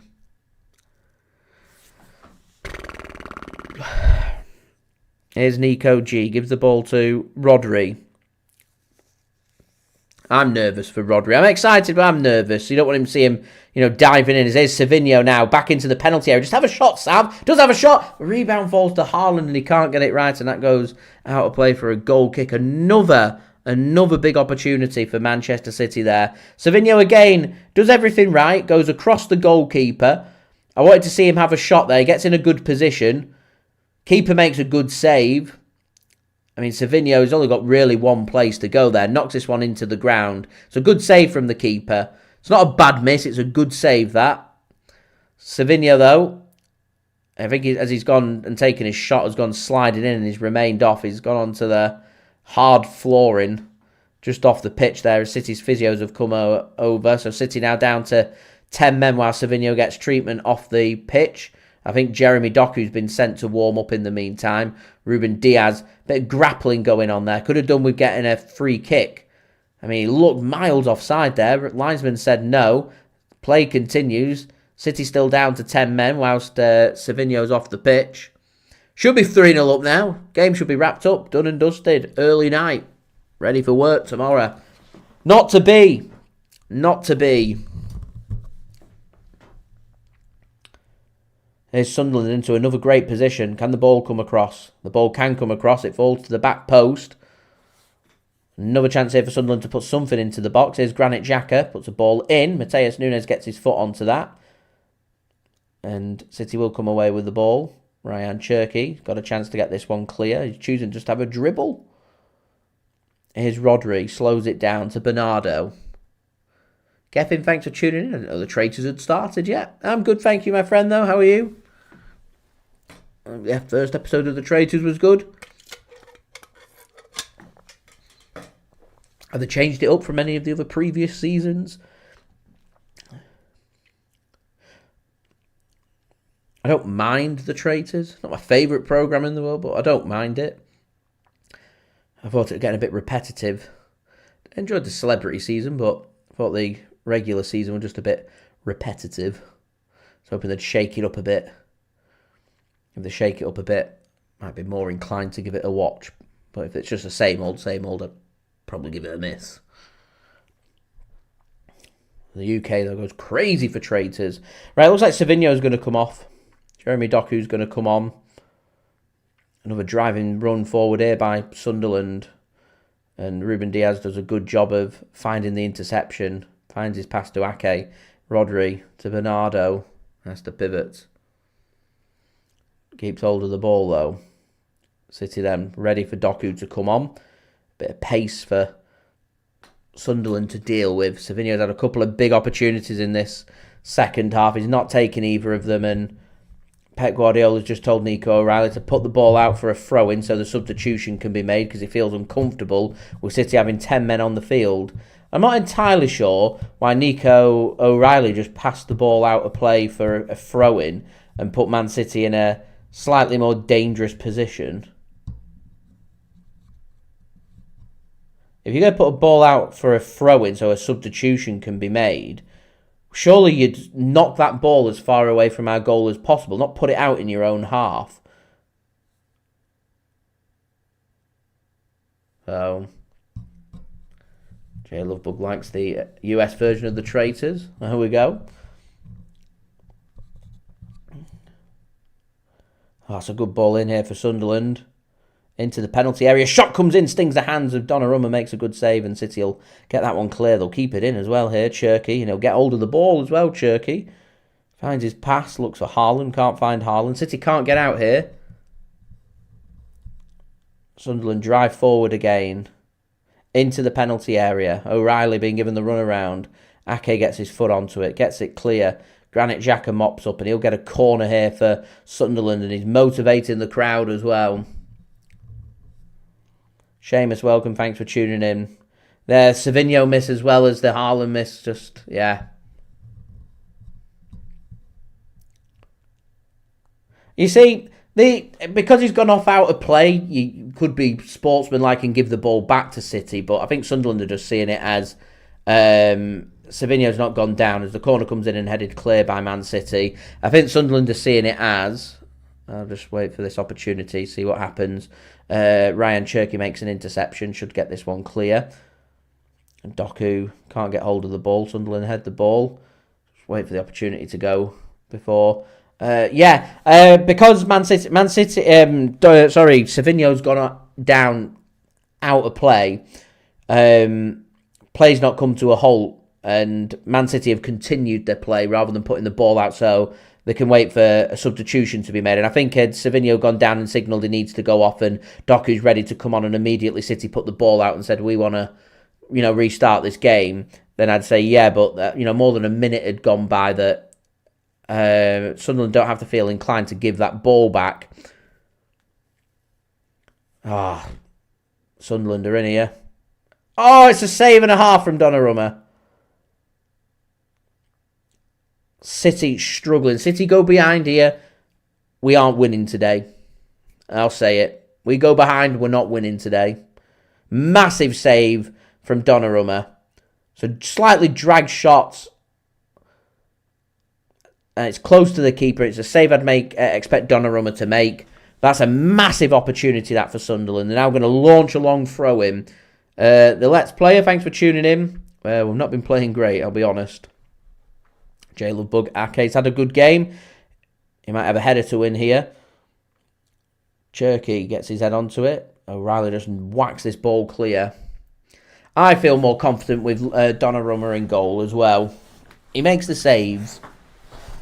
If City are under pressure and we need him to pull off a couple of saves, he'll pull off the couple of saves, because that's the kind of goalkeeper that Donnarumma is. Good physical presence to him as well. He's an intimidating goalkeeper to beat, and he's got a good reputation too. So he'll play on an attacker's mind when, on one-on-one, and you look up and go, oh no, it's Donnarumma in goal. There's not going to be an error. It's going to have to be accurate. Here's Doku.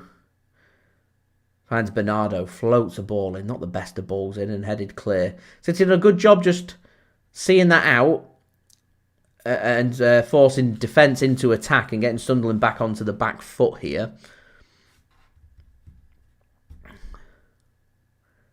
So we've eaten our way through 10 minutes of this second half, as we're now just one like away from 100 likes. So who wants to be the 100th like on today's live stream? Do feel free to give the stream a thumbs up. Lets me know that you are enjoying the stream, and do subscribe as well to my channel. Here is Jeremy Doku. It's too much on his pass. It's a difficult part when you're a substitute coming into such a physical, such a high-tempoed game. So difficult to get up ahead of steam and get yourself into the game. And again, just, a game that we're struggling to create many opportunities. We've got to be on it. Got to be on it. And he did win the Champions League, and he pulled off a couple of great saves. I think people are just talking in general, to be honest.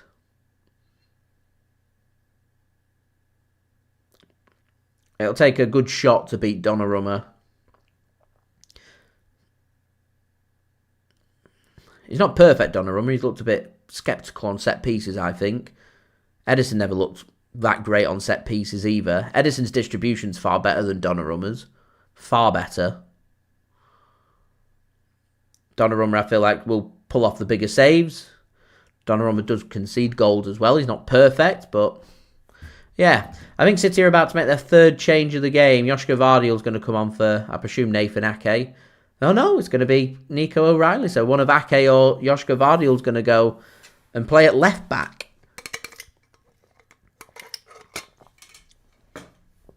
Struggled a bit to assert himself, O'Reilly, in this game. Sunderland also taking their opportunity to make their first change. I wonder if this might just be the start of Sunderland feeling a bit of fatigue from all these games that they've been playing and missing loads of players. Brobby comes off, Isidore comes on, changing attack. Sunderland then with a goal kick, approaching the 60th minute.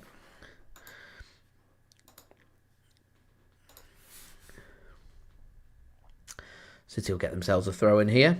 Denny, evening, hope you're well. Do need them 3 points desperately.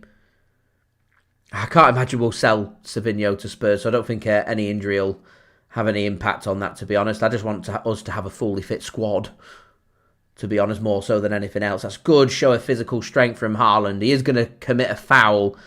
He has 4 players around him. I think that might have been Granit Xhaka that protects the ball well there to get Sunderland a free kick, but Foden had just got us into a bit of a hole.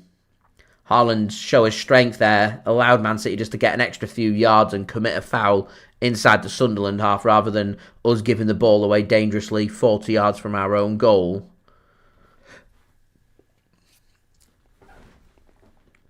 Rufs, the goalkeeper, stood over this. He's going to launch this ball forward. Looking for the back post. Header will be won by Josko Gvardiol. Doku, can he get his foot on it? Can he get his foot on it? He can. And that should be a throw-in for Sunderland. He's giving the throw-in for Man City. Lucky to get away with that one there. Lucky to get away with that one. Seamus says, hopefully, headed goal for Josko Gvardiol from set pieces. Set pieces, these kind of games can be very important. Very important. As that goes out of play for a throw-in to Manchester City, which Josko Gvardiol will take. They have been surrounding Haaland, haven't they, John?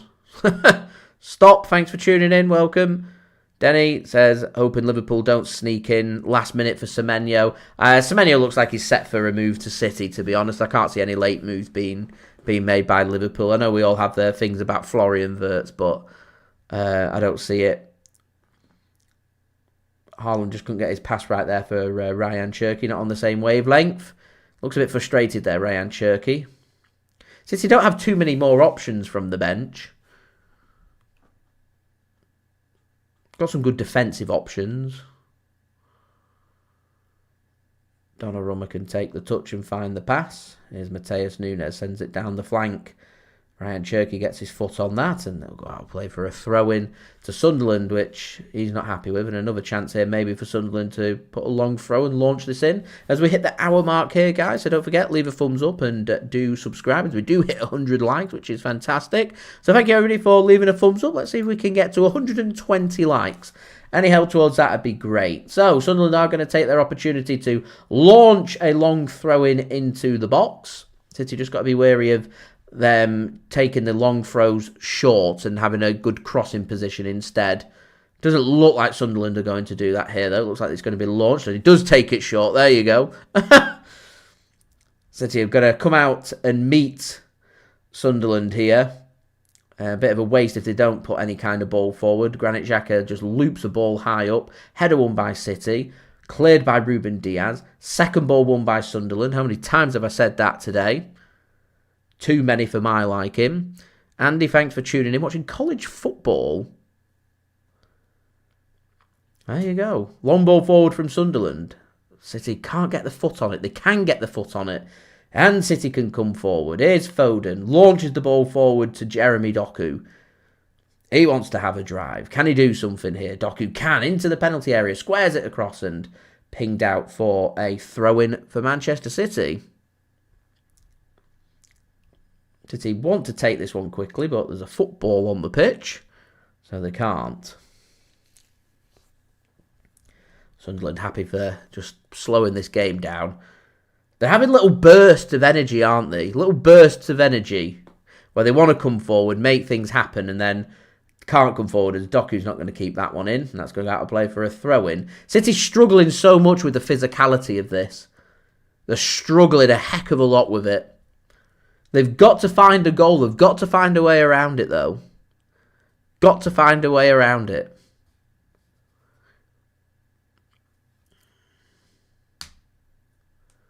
Mukiele's going to take this throw, launch it forward for Sunderland. Rodri will get his head on that. Sunderland will launch this ball forward. Donnarumma should be able to mop this up and finds a cool Edison-style pass to Josko Gvardiol. Here is Rodri.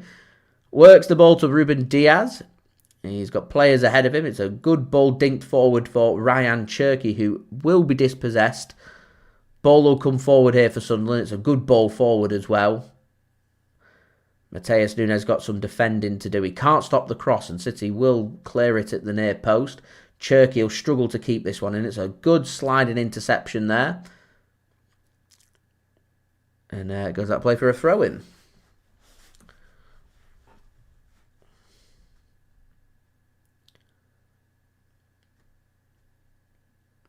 Here's Matheus Nunes then. City just struggled to find any space on the pitch today, haven't they? Sunderland, every time City have found a bit of space, have just had 2 or 3 around them at all times. There's a high line here from Sunderland, though, and Foden's not had his best of games for City today. Just a bit reluctant to release his pass. A well-timed pass that's played through could be really dangerous. Andy, man, it is a very difficult ground to win at because no team's done it in the Premier League this season. 9 teams have had a crack. City are the 10th.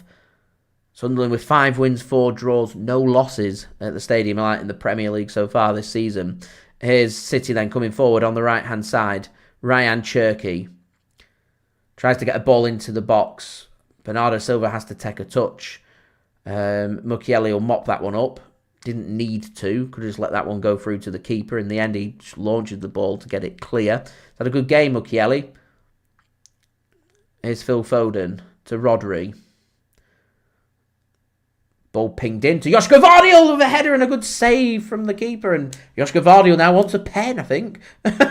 Is he been penalised? A free kick? I don't know what's happened there. A good pinged ball forward, that from Rodri. And I've got commentary on, so I don't know what the decision is that's being given. I think a free kick for Sunderland's being given. A bit of grappling going on. I think a corner's actually being given. I'd say that's 6 of one and half a dozen of the other, to be honest. I don't think that's a free kick or a penalty. It's an opportunity for Josko Gvardiol is what that is, and it's a good save from the keeper. Yeah, referee's made the correct decision there for me. Andy, man, I don't think it's going to come before Saturday because it looks like Semenyo's going to play against Arsenal for Bournemouth. So I reckon we might get some developments on that in the next 24 to 48 hours. I suspect we might get it sorted some point next week. As corner comes in, it misses everybody. Bernardo Silva should be able to keep this one in. He's kept himself onside as well. Phil Foden doesn't take his opportunity to put a ball in yet. Bernardo Silva should. He doesn't. He dinks a pass into Foden. His back's turned. Again, I just don't think this game suited Phil Foden. I really don't. Eventually, City will put a ball into the box. It's not a very good ball into the box. It needs to be left by Sunderland and is. And that'll be a goal kick. City had, 3 opportunities to put a ball into the box. Pep can't believe how bad of a ball was put into the box there. Too much reluctance to just put a quality ball in. And I don't think City have got too many options for substitutions to come on and potentially make a difference. Well, you've got Rico Lewis. Tijjani Reijnders could be an option.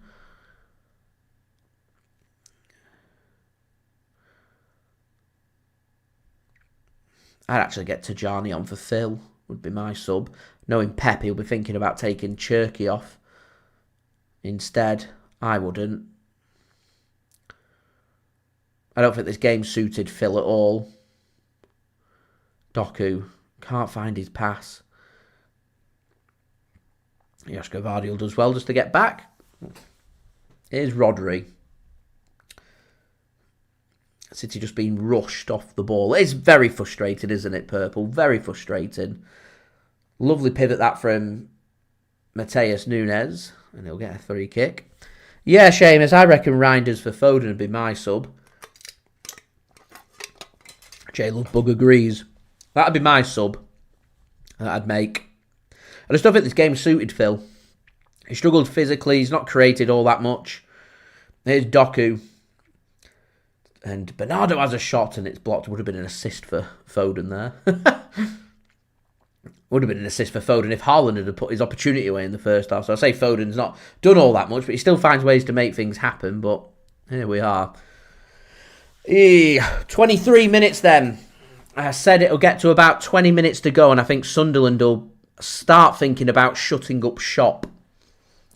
They might want to stay in this, but I just don't think they're going to run the risk of wanting to win this game to risk losing it. And I think they'll just sit really tight. They'll get the fresh legs on and they'll just sit tight in the hope that City can't create anything, in the hope that City make a mistake, that the one pump forward works for them to create an opportunity. And they will get opportunities. Andy, man, I've never really watched too much college football to say if I like it or not. I love American football and I like the NFL, so I see no reason why I wouldn't like college football. It's just not really broadcast over here in the UK. So, yeah. I don't really get to watch any of it, unfortunately. I'd like to watch some live, though. It'd be great to head over to a college campus and head to a college stadium and watch a game. Some of their stadiums look incredible. Here's Doku. Have a drive, Jeremy. Have a drive. Here's Rodri. Pings a floated pass to Rayan Cherki on the edge of the box. Cross from Nunes. Headed clear by Sunderland. Rodri will mop that one up. Rayan Cherki has a drive to the byline. Squares one across looking for Haaland.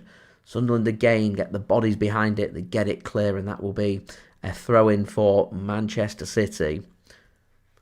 More work for City to do. So don't forget, guys, leave a thumbs up and do subscribe. We're now 8 likes away from 110. Aiming for 120, so 18 likes away from that. So any help towards that would be great. Guys, here's Matheus Nunes coming forward then to Rayan Cherki.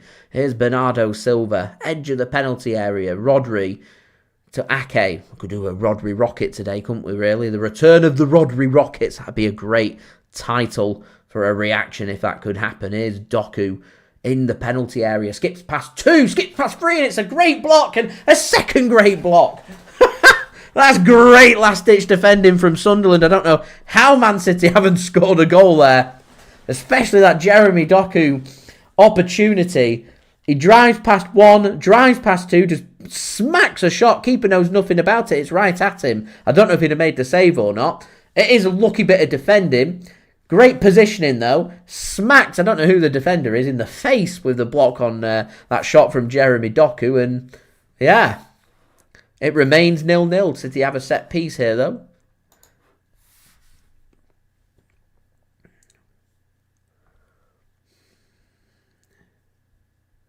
Oh, I didn't see that, Jay Lovebug. I'll have to see a replay. I didn't see Josko Gvardiol celebrating, thinking they were going to score. Rayan Cherki clips the ball in. Header won by City, and it'll go harmlessly out of play for a goal kick. City insistent it should have been a corner.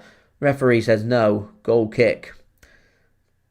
Pep looking frustrated. We're into them final 20 minutes now, guys. Work for Manchester City to do. Is the Brentford game still level as well?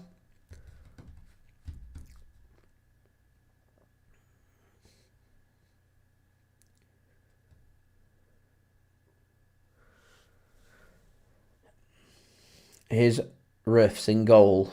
Just plays a pass. Mukiele's going to send this one long. These are the dangers for Man City that they've got to be careful of. These long balls forward.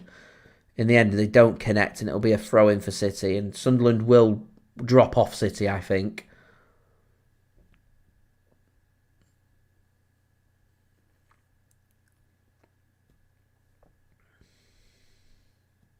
Sunderland making another change now. Their second change.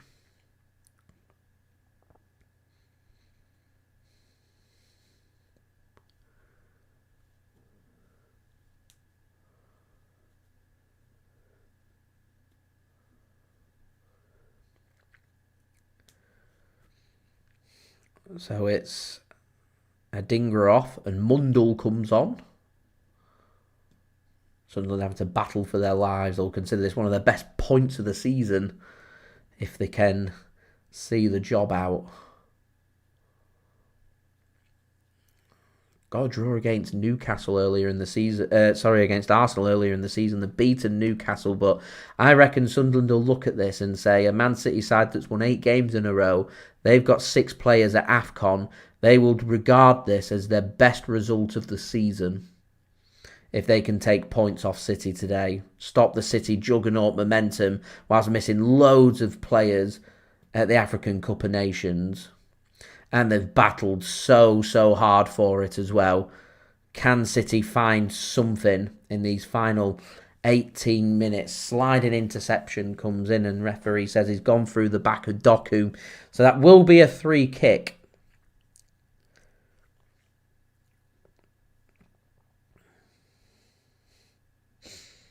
He does get the ball, but because he's gone through the back of Doku, it's been deemed a free kick. City work the ball from left to right. Cherki to Nunes. Rodri. He's got options to his left and right. Goes with a short pass to Nunes. Here's Bernardo. Got the company of Rayan Cherki dropping deep. He drives City forward. He wants to ping a ball in. Falls to the edge of the penalty area. Doku has been grappled. He does well, he turns. Cherki finds Foden. Rodri squares a ball across to Nunes. Here's Bernardo Silva. Back to Nunes. Ball's got to go in the box. It does go in the box. A flick on comes in, it hits the post, I think. Desperately unlucky that from Josko Gvardiol. He's looking good, Josko Gvardiol.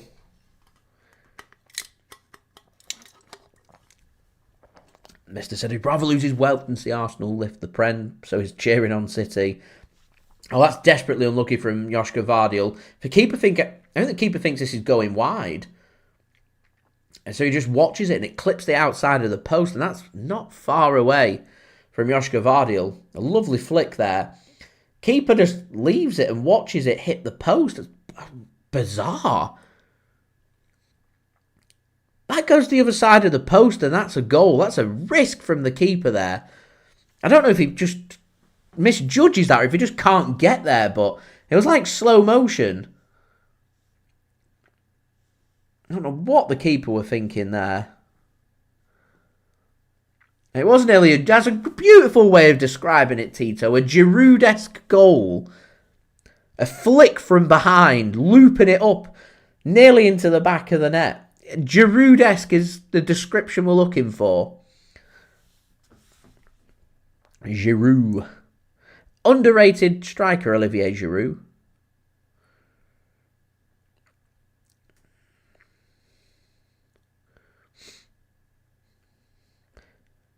The kind of player that you'd want for these kind of moments, really. You need a goal, you've got 15 minutes remaining, you need a striker that's going to come on and you give him one chance, he'll score you one goal.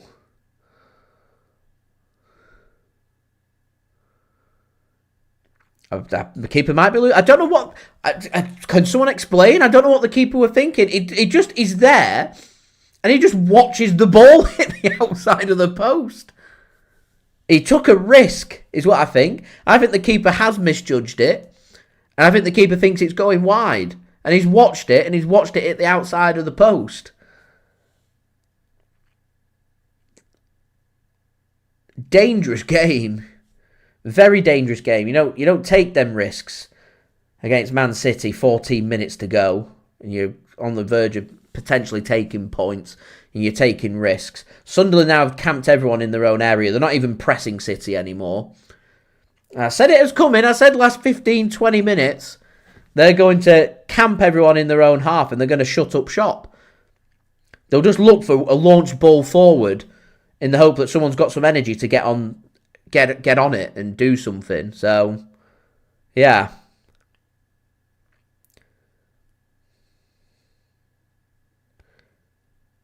Here's Rayan Cherki. Gives the ball to Ake.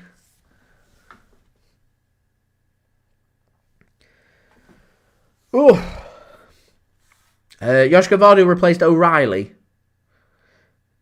City just a silly ball given away. And this is where they'll look for the counter-attack. And, yeah, Nathan Ake has to take a yellow card there because Sunderland were getting players forward and City have sent everybody forward already. So a tactical foul there from Ake to concede the free kick. High up. See the danger and slide in. Doesn't win the ball. Takes the man out. Foul and free kick. Yellow card every day of the week. Right, guys, don't forget, leave a thumbs up. We're aiming for 120 likes. We're 13 away. Any help towards that would be great. And do subscribe as well to my channel. That would be much appreciated. Right, 13 minutes left of this game. A massive 13 minutes for Man City's season. I don't think we can afford for Arsenal to go 4 points clear of us. Dave just back from the corner shop. Did you get anything nice, Dave?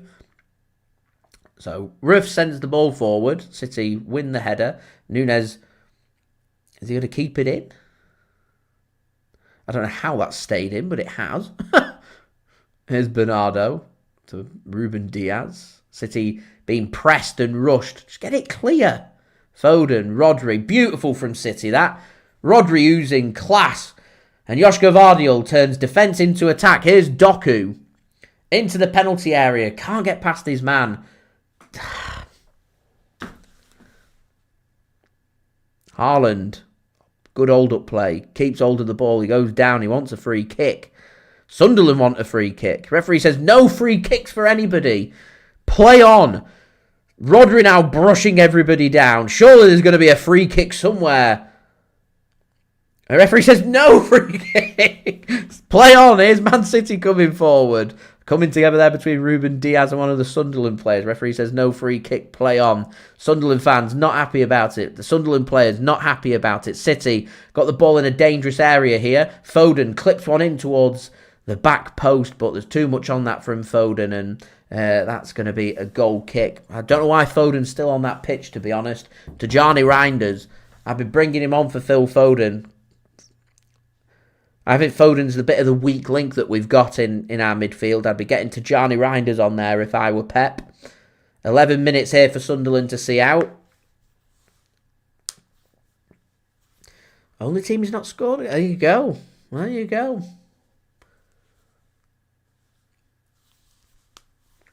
Needs to get a goal then, doesn't he? Here's Ake. Kiwi fruit, Dave. Enjoy.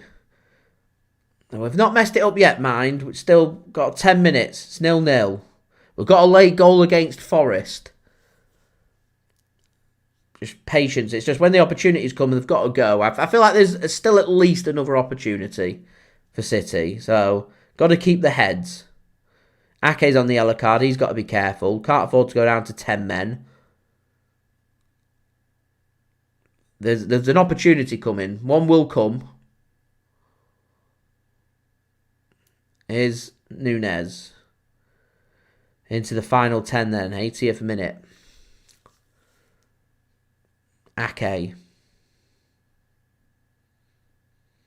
To Rodri. Here's Doku. Into the penalty area. Crosses the ball. Bernardo loops one back up. Granit Xhaka takes a risky header there, but keeper can keep it in. That'll kill away a few more seconds there. Xhaka just using his experience, and Sunderland, the players, delighted with that. Keeper rolls this one out. Surprised he's taking it so quickly, to be honest. Launches the ball forward. Maybe they smell 3 points.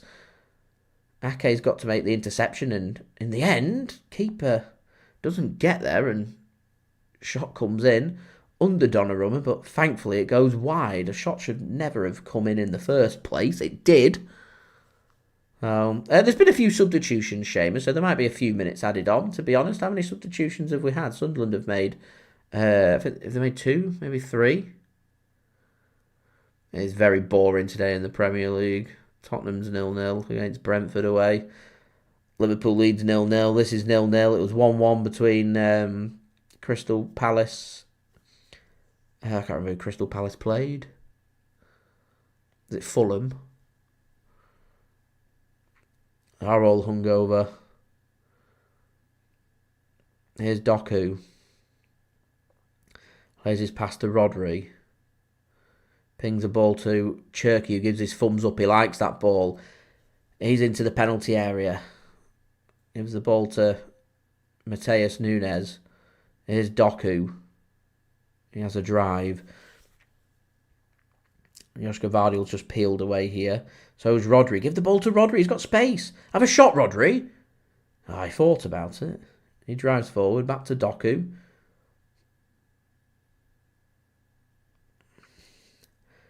And he gives the ball to Foden. Josko Gvardiol can't find his passes. Too many bodies in there. Too many bodies in there. And that should be an advantage for Sunderland. And here they are coming forward then. They've got 4 players forward here, Sunderland. City have got to get some bodies back. Granit Xhaka just plays the pass back, and happy for Sunderland just to maybe just kill a bit of the clock here. Yeah. Andy Man could be a bit hungover.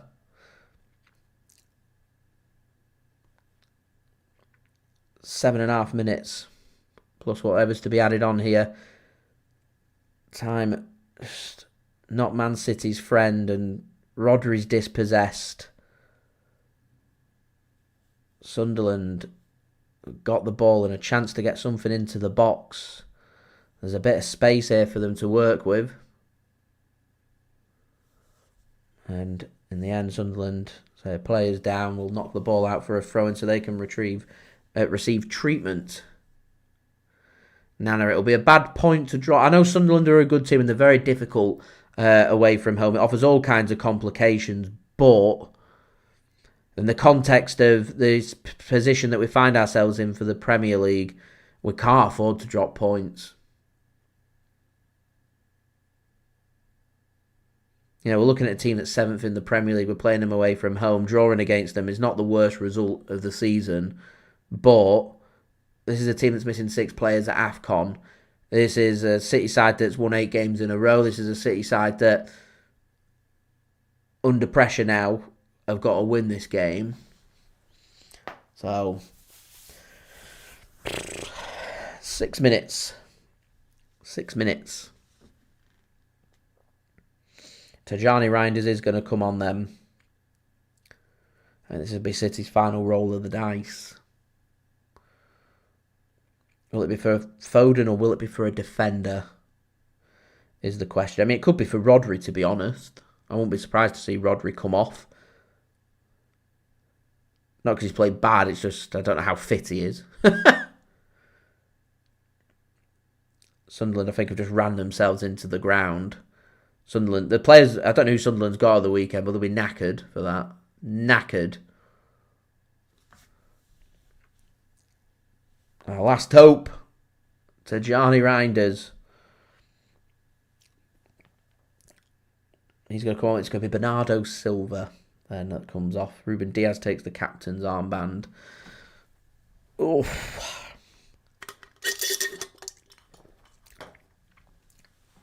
I think Sunderland are going to make a change as well.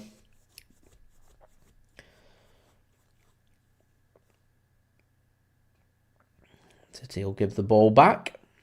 Very gentlemanlike from Man City after Sunderland put the ball out for some treatment to be received. 5 minutes then for Man City to see if they can find something. I think we're at a point now, really, where next goal wins, to be honest. So, guys, don't forget, leave a thumbs up. 14 likes away from 120. Do subscribe as well if you're new around here. Here's Rodri to Reijnders. Fresh legs, comes forward. Finds his pass to Rodri. City have got options here on the left and on the right. Rodri will go to Josko Gvardiol. He'll give the ball to Doku.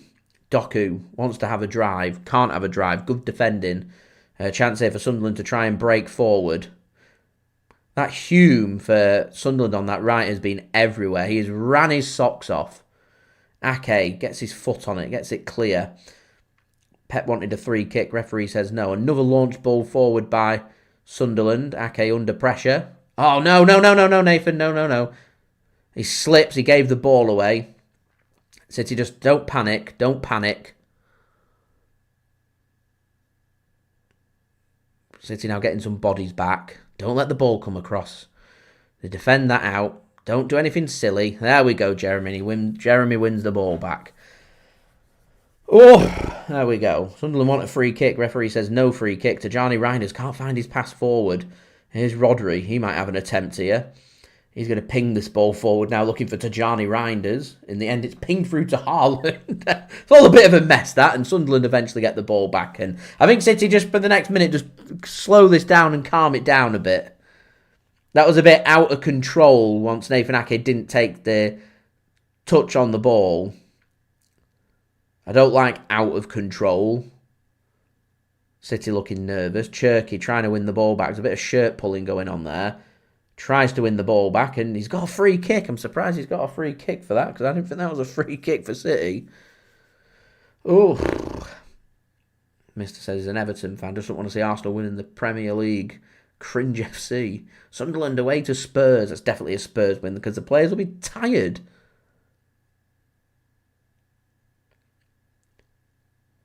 They're not coming forward as readily now, Sunderland, and they're also, when they are coming forward, it's nowhere near as quick. So it's just a case of them getting bodies behind the ball and holding on. And here they are now parking that bus. So City are going to do something. A long ranger, a great ball in the box, a set piece, something. Nunes, great little flick, finds Cherki into the penalty area, drives across, looks for the near post, and Josko Gvardiol looks to have a shot, can't get a clean effort away, and Sunderland can get that one clear. Again, it's just last-ditch stuff. But it's enough. Here's Rodri in the penalty area to Foden. Can't get a clean shot away. And again, another block. Here's Doku in the final 2 minutes. Puts a low ball in. Easy enough for Sunderland to deal with. There are too many bodies in the box. And this is where Sunderland now are going to think about getting players forward. Because there's gaps left, right and centre. But Ake sticks to him like glue. And it's given away. Tijjani Reijnders looks like he'd handled that one. Sunderland... don't really matter, because they'll get a foot on it anyway, and they'll get it clear. Again, looks like there's a hand on there from Matheus Nunes. Referee says, play on. Here's Rodri. What can City do here? Final 2 minutes. What can Manchester City do? In the final minute then, irregular time, is Jeremy Doku. Finds Rodri.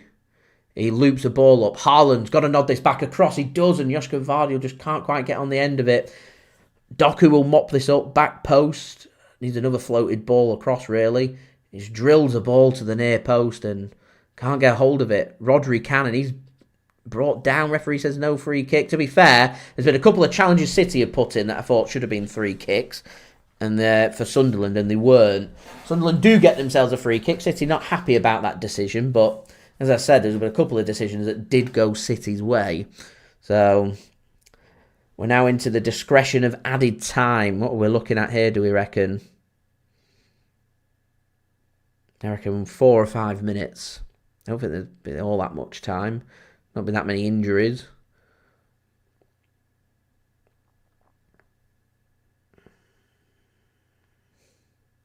Yeah, 4 minutes. So, maybe... time for maybe a couple more chances. Definitely next goal wins. Ake heads it clear. Rodri puts his body on the line. Finds the interception. Josko Gvardiol to Rodri. City have locked it up on that left-hand side since Rodri and Josko Gvardiol's come on. Here's a chance for City on the right. Nunes gives it to Rayan Cherki. Not really seen too much of Rayan Cherki today. Here's Doku, going more through the centre. Gives the ball to Reijnders. Overlap comes in from Nunes, not used. Another minute eaten away at the clock. 3 minutes then for City to find something. Otherwise, Arsenal are going 4 points clear. And it'll be North London, or the team in red in North London, that will be happiest tonight. Here's Nathan Ake. Gives the ball to Rayan Cherki. Options here on the right and left. Cherki's got to do something with it. Gives it to Doku before it goes back. Diaz gives it to Nunes. Ball comes in. Doesn't beat the first man. A bit of ping-ponging going round. Sunderland can win the ball. Ruben Dias gets a flicked header, but it's not the best. And a through ball comes in, which Nathan Ake doesn't need to deal with, because Donnarumma's come in and mopped it up. I think he's going to launch this, Gianluigi Donnarumma. He is going to launch it. Not the worst ball forward. That's going to be a free kick for Sunderland, which Rayan Cherki looked like he'd got the ball, but it's going to eat away another few seconds. So 92 minutes sorted, 2 minutes left. I reckon we're looking at one last chance left in this match. One last chance. Will it be for Sunderland? Will it be for Manchester City? I don't know. Sunderland know that they're nearly there. They're defended for their lives. Have made it a physical battle and a half. And Man City just haven't had the answers. Big opportunities that Haaland and Savinho have missed. And City look like they're going to be made to pay for missing good opportunities in a game that's had few opportunities. Nunes does well, gets City a goal kick, sees off the Sunderland threat. The Sunderland instruction surely will be to push back here and get everybody behind the ball. The pressing City, I don't know why they're doing that. Maybe they fancy the 3 points, but I think, 93rd minute against Man City, the last place you want to see Granit Xhaka is in attack. But it seems to have worked for them because they've got hold of the ball here. Problem is, Matheus Nunes has got his foot onto it and Man City now have the football. It has eaten away a few more seconds, so I can see why they've done it. It's just they've got lots of players forward and Man City here have got a chance with a 3-on-4. Here's Doku, plays a pass to Josko Gvardiol. He's forced wide. Doku will take over. He drives in. This is a good chance here. Doku squares one across and Sunderland can get a foot onto it. Final 40 seconds.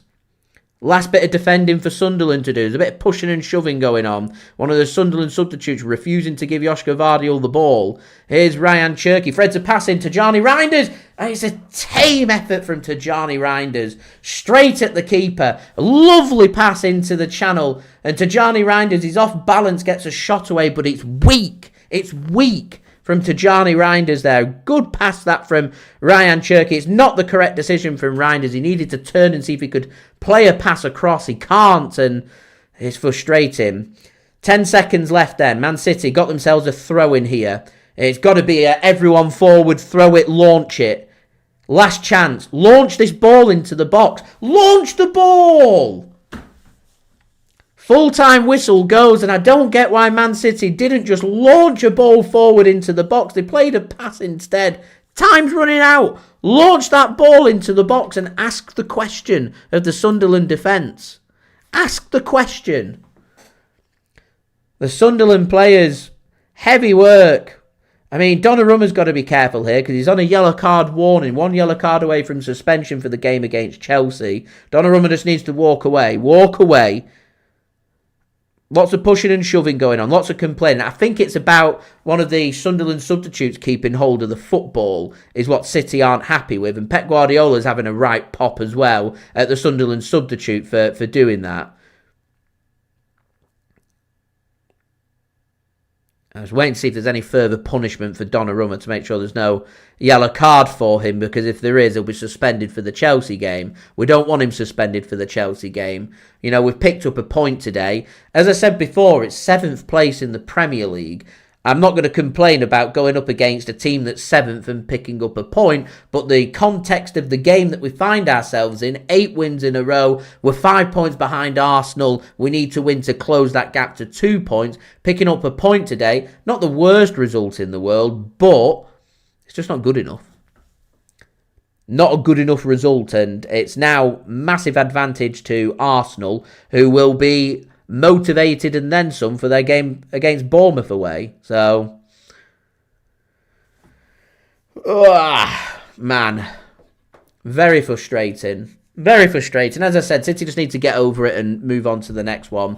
The most disappointing part is, halfway stage, 43 points, I would have said, would be, for the first half of Man City, 43 points is a pretty decent return. 41, though, isn't enough to win you the Premier League. Us dropping 2 points today means, I reckon we're looking here at late 80 points.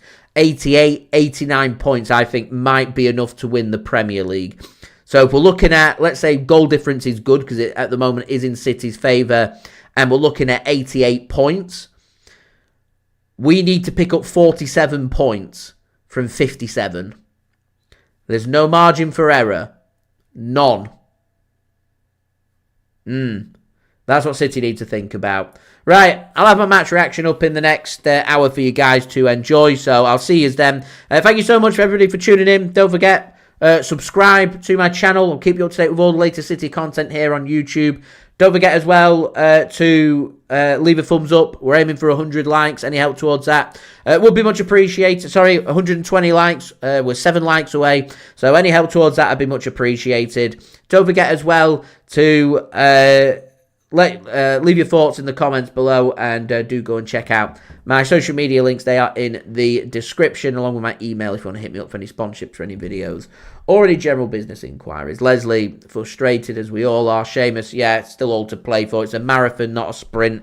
It's just, you know, Arsenal win on Saturday. They play before us again. We're 7 points behind before we next kick the ball, and that's a big gap, very big gap. And considering, you know, we've been top for a couple of hours twice over the last couple of weeks, to go from that to next time we kick a ball we're probably going to be 7 points behind is very difficult to take. And all it takes is one negative result, one drop of points, and you're struggling, and that's where we're at. And I'd say now, you know, 41 points from 19 games isn't form that will win you a Premier League. So City, always reliant on their form in the second half of the season, are reliant again on their form in the second half of the season. We can't afford any more mishaps. We can afford, for me, to drop maybe 9 or 10 more points. So the margins are very fine. And what we need to do now, you know, it was 8 wins in a row in all competitions. We've dropped points today. We've got to look at the next 8 games and say we've got to win our next 8 games in all competitions, and again, take it from there. There'll be more points that will be dropped. Arsenal won't win every single game this season. We've just got to see if we can do what we need to do. My positive is no team's come to the Stadium of Light and won this season. We know that Arsenal have come to the Stadium of Light and dropped points. Newcastle played there a few weeks ago and lost. The only disappointment is Sunderland have had 6 players at AFCON.